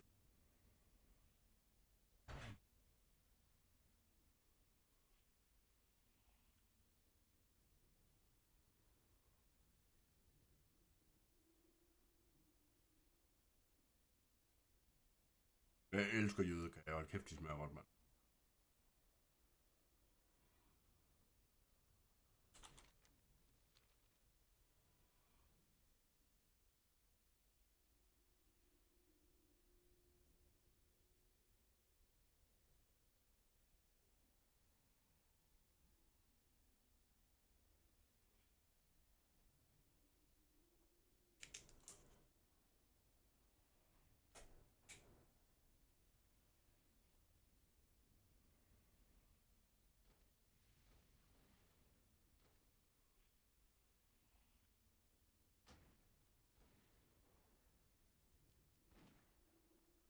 Ja, lad os se, hvor langt vi kommer den her gang.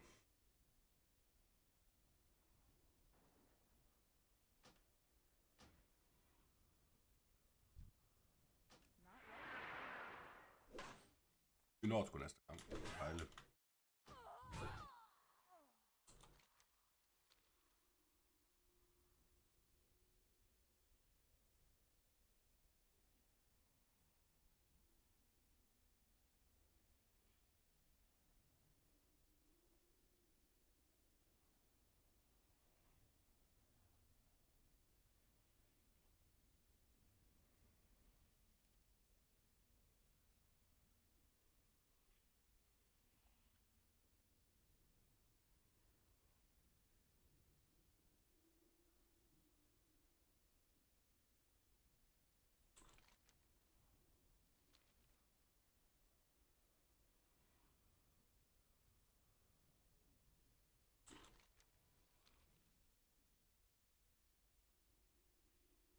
Ja, okay, Malte. Altså, nu ved jeg ikke, er det en PlayStation 4 eller en PlayStation 5, du har? Hvis til en PlayStation 4, så kan det jo godt være, at netværkskortet, der sidder i en, ikke kan tage forbindelse. Det ved jeg faktisk ikke. Men jeg ved ikke, hvad du får af forbindelse. Jeg kan godt forstå, hvis du sidder med 2 meg eller sådan noget crap. Det ved man jo ikke at acceptere.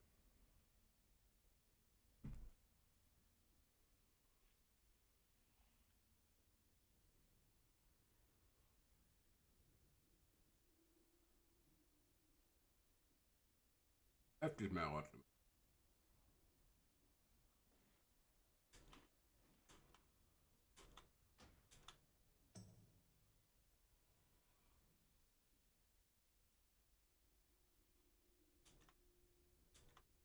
Nå. Bare med at handle hurtigt.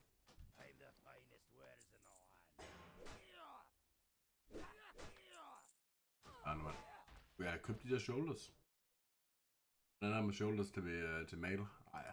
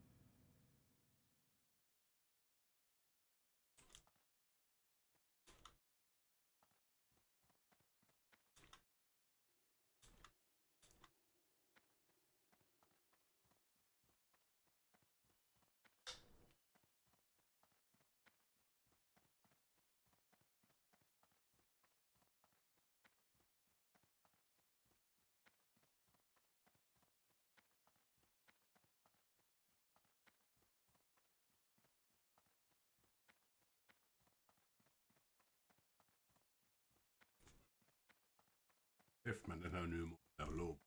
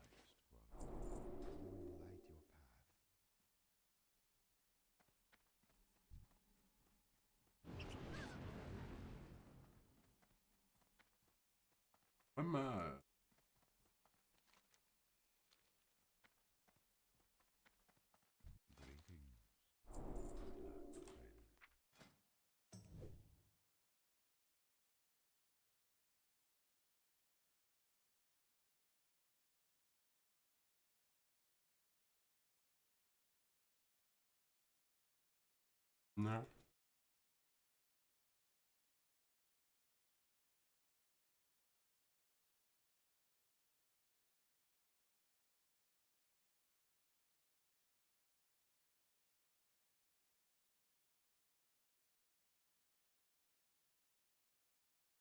Jeg fatter simpelthen ikke, hvorfor jeg ikke...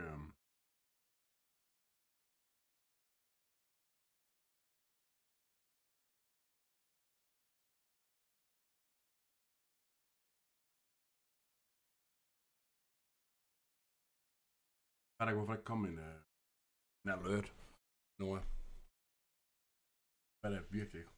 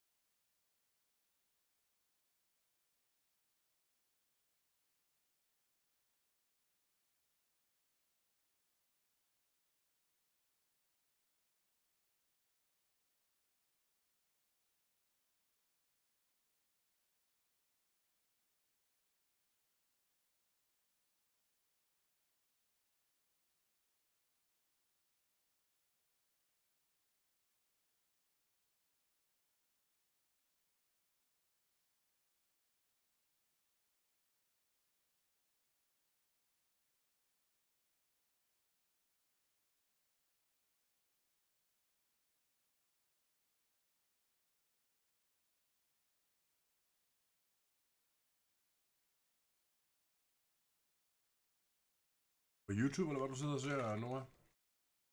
Er det, eller er det kick?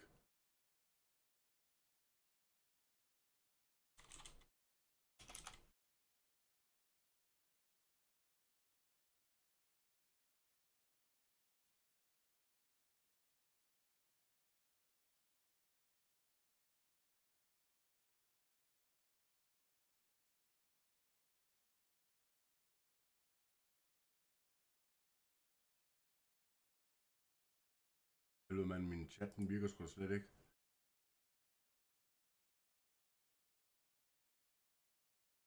For helvede.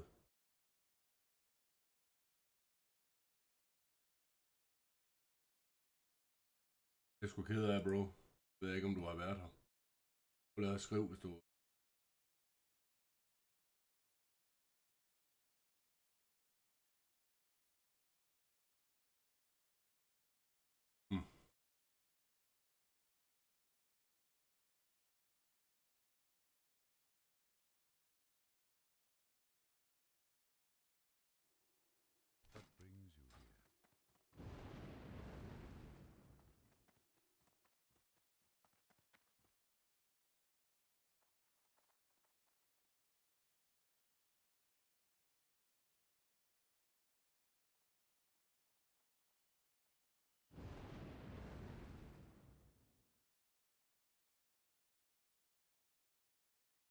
Nej, det er bare koden til wireless.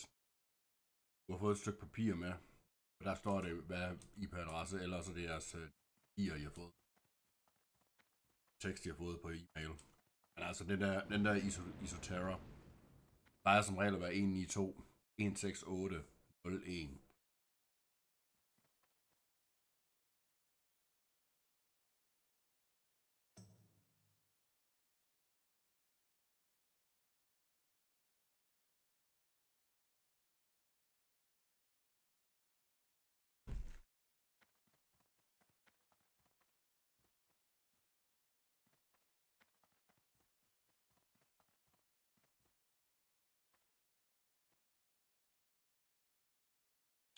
Noah bro, hvis du stadig er her, så prøv lige at type, dude. Ja, nu har jeg refresh chatten.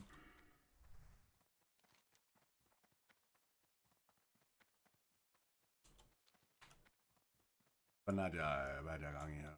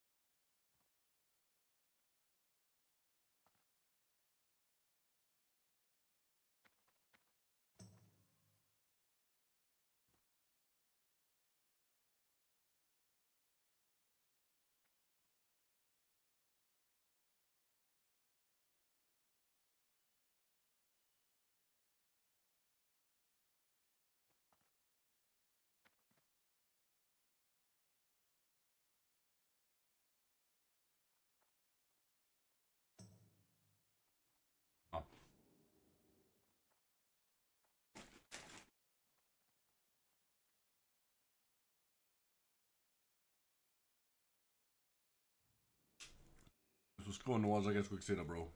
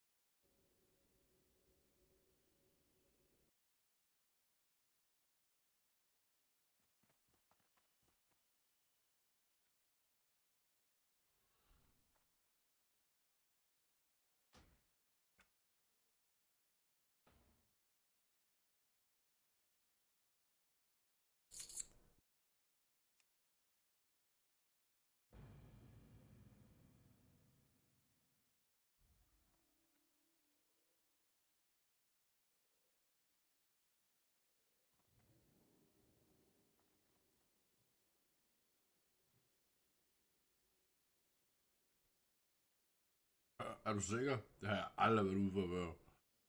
Det er sgu noget, jeg ved ikke hvor jeg bestilte fra, om det er UC eller om helvede det er. Jeg vil det med til hver en tid lave det om, men jeg er nok ligeglad.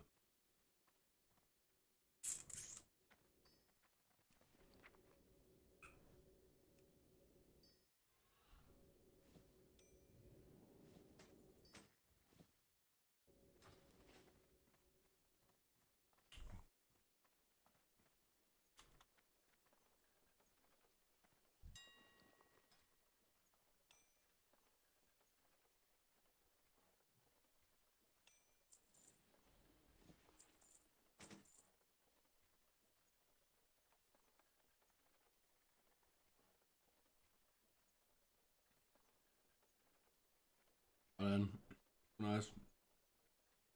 Jeg vil starte ud med at prøve username admin. ADMIN, bare alting lille.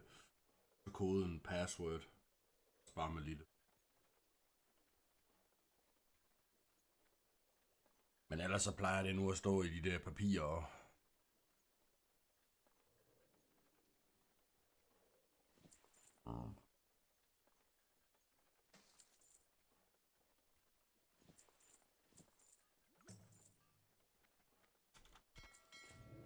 Nå, hvordan er det der? Har jeg den der? Jeg har drums. Det er jo Warrior. Om jeg har drums. Jeg har ikke drums.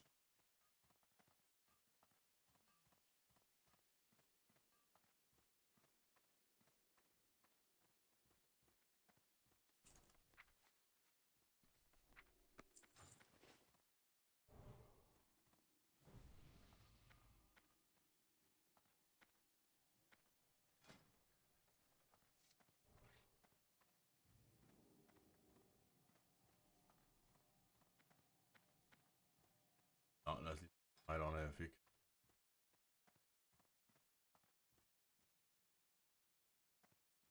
Det er ikke. Er det ikke noget... Der er måske ingen PvP sidste uge.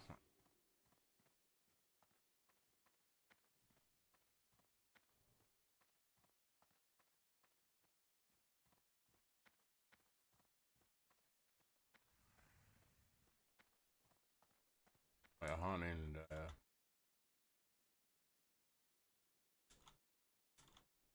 Det gemmer jeg faktisk.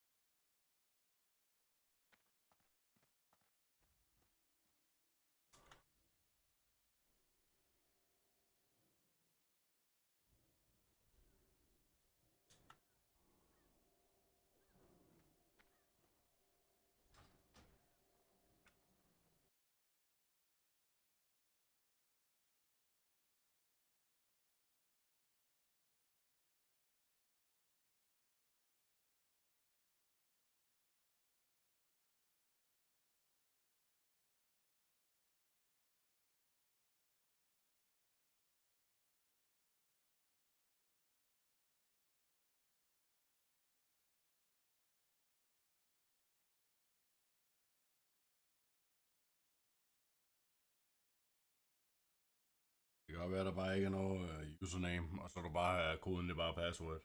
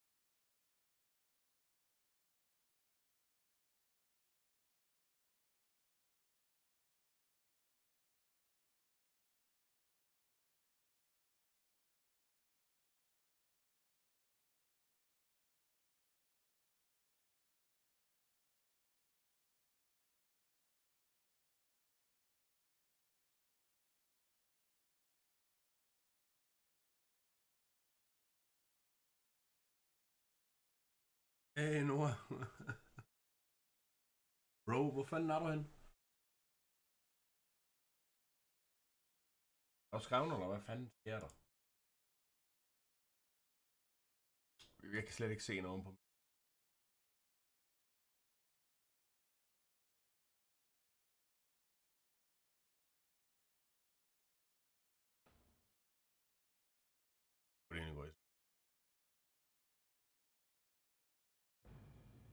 Egentlig Hearthstone. Godt tage en Deadmines mere, skal jeg gøre det?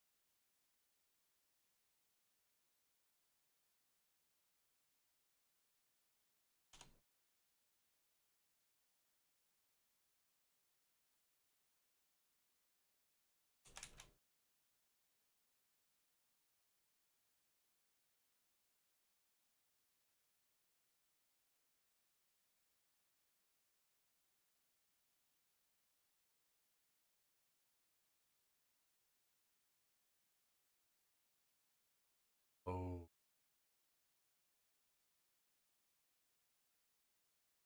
Ved jeg, hvad der er galt, bro? Jeg havde gang i.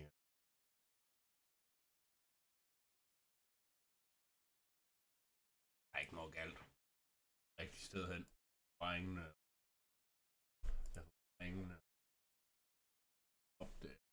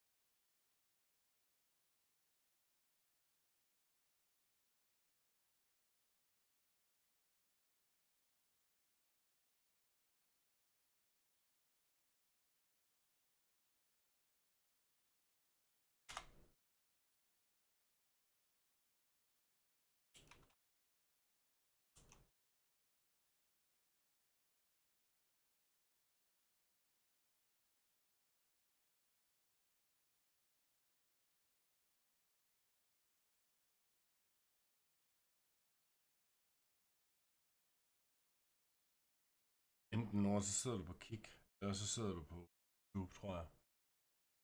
Vis Kick, kan det ikke?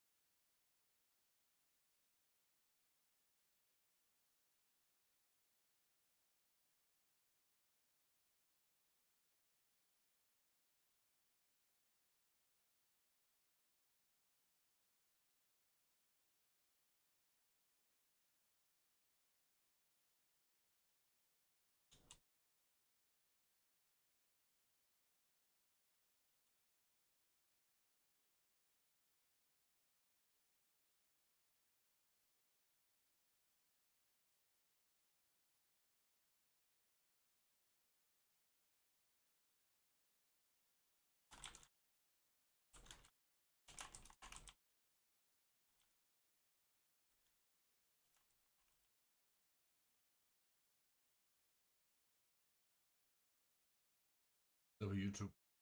Det er det eneste, der...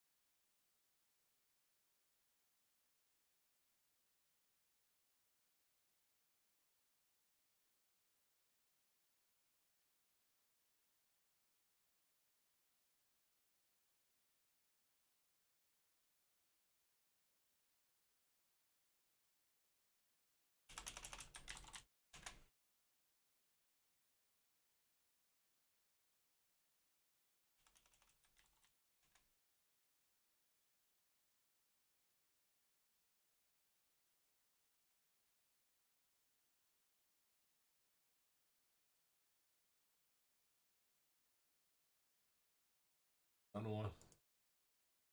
bro. Jeg håber ikke, du sidder og skriver et eller andet. Jeg aner ikke, hvad fanden der foregår. Men jeg burde have opdateret dem alle sammen, så der ikke er nogen af dem, der er blevet sendt til den der Waste Spoon. Det er fordi, jeg har 2 forskellige accounts til mit Stream Elements. Jeg var nok connected til den samme PayPal, men jeg forestiller mig, at fordi at det var connected til en anden... Fik jeg ikke... hvad det hedder... Fik jeg ikke...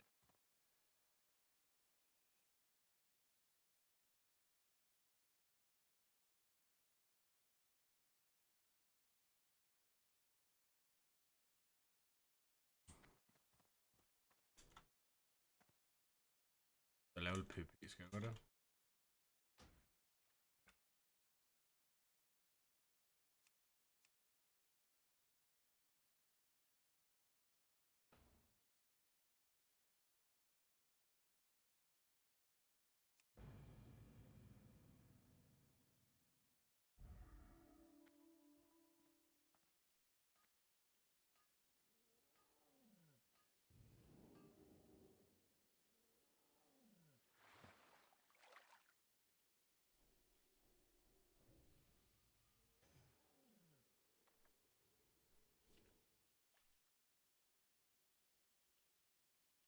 Det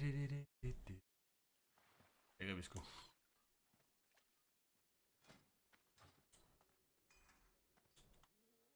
Hvis ikke der er nogen pre-made, så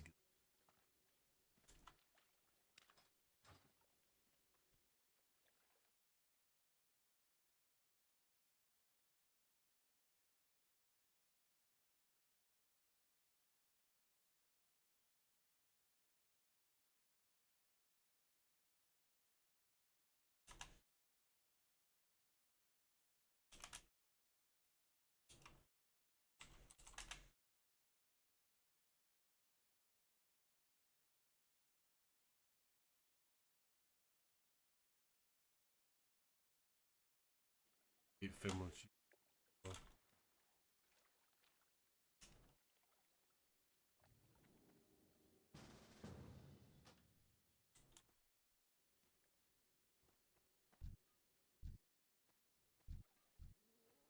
Det er for pre-made.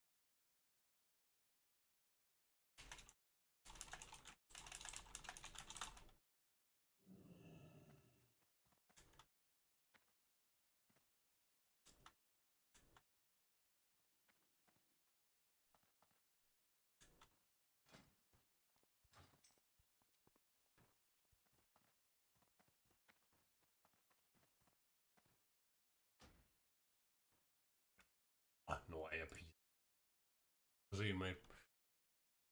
Gamer skulle videre i morgen. Syg for den donuts, by the way, Nora. Det var sgu en skam, de ikke lige poppet op, som... Du kan se, den er heller ikke engang oppe i venstre hjørne. Oh no. Fint nok, bro.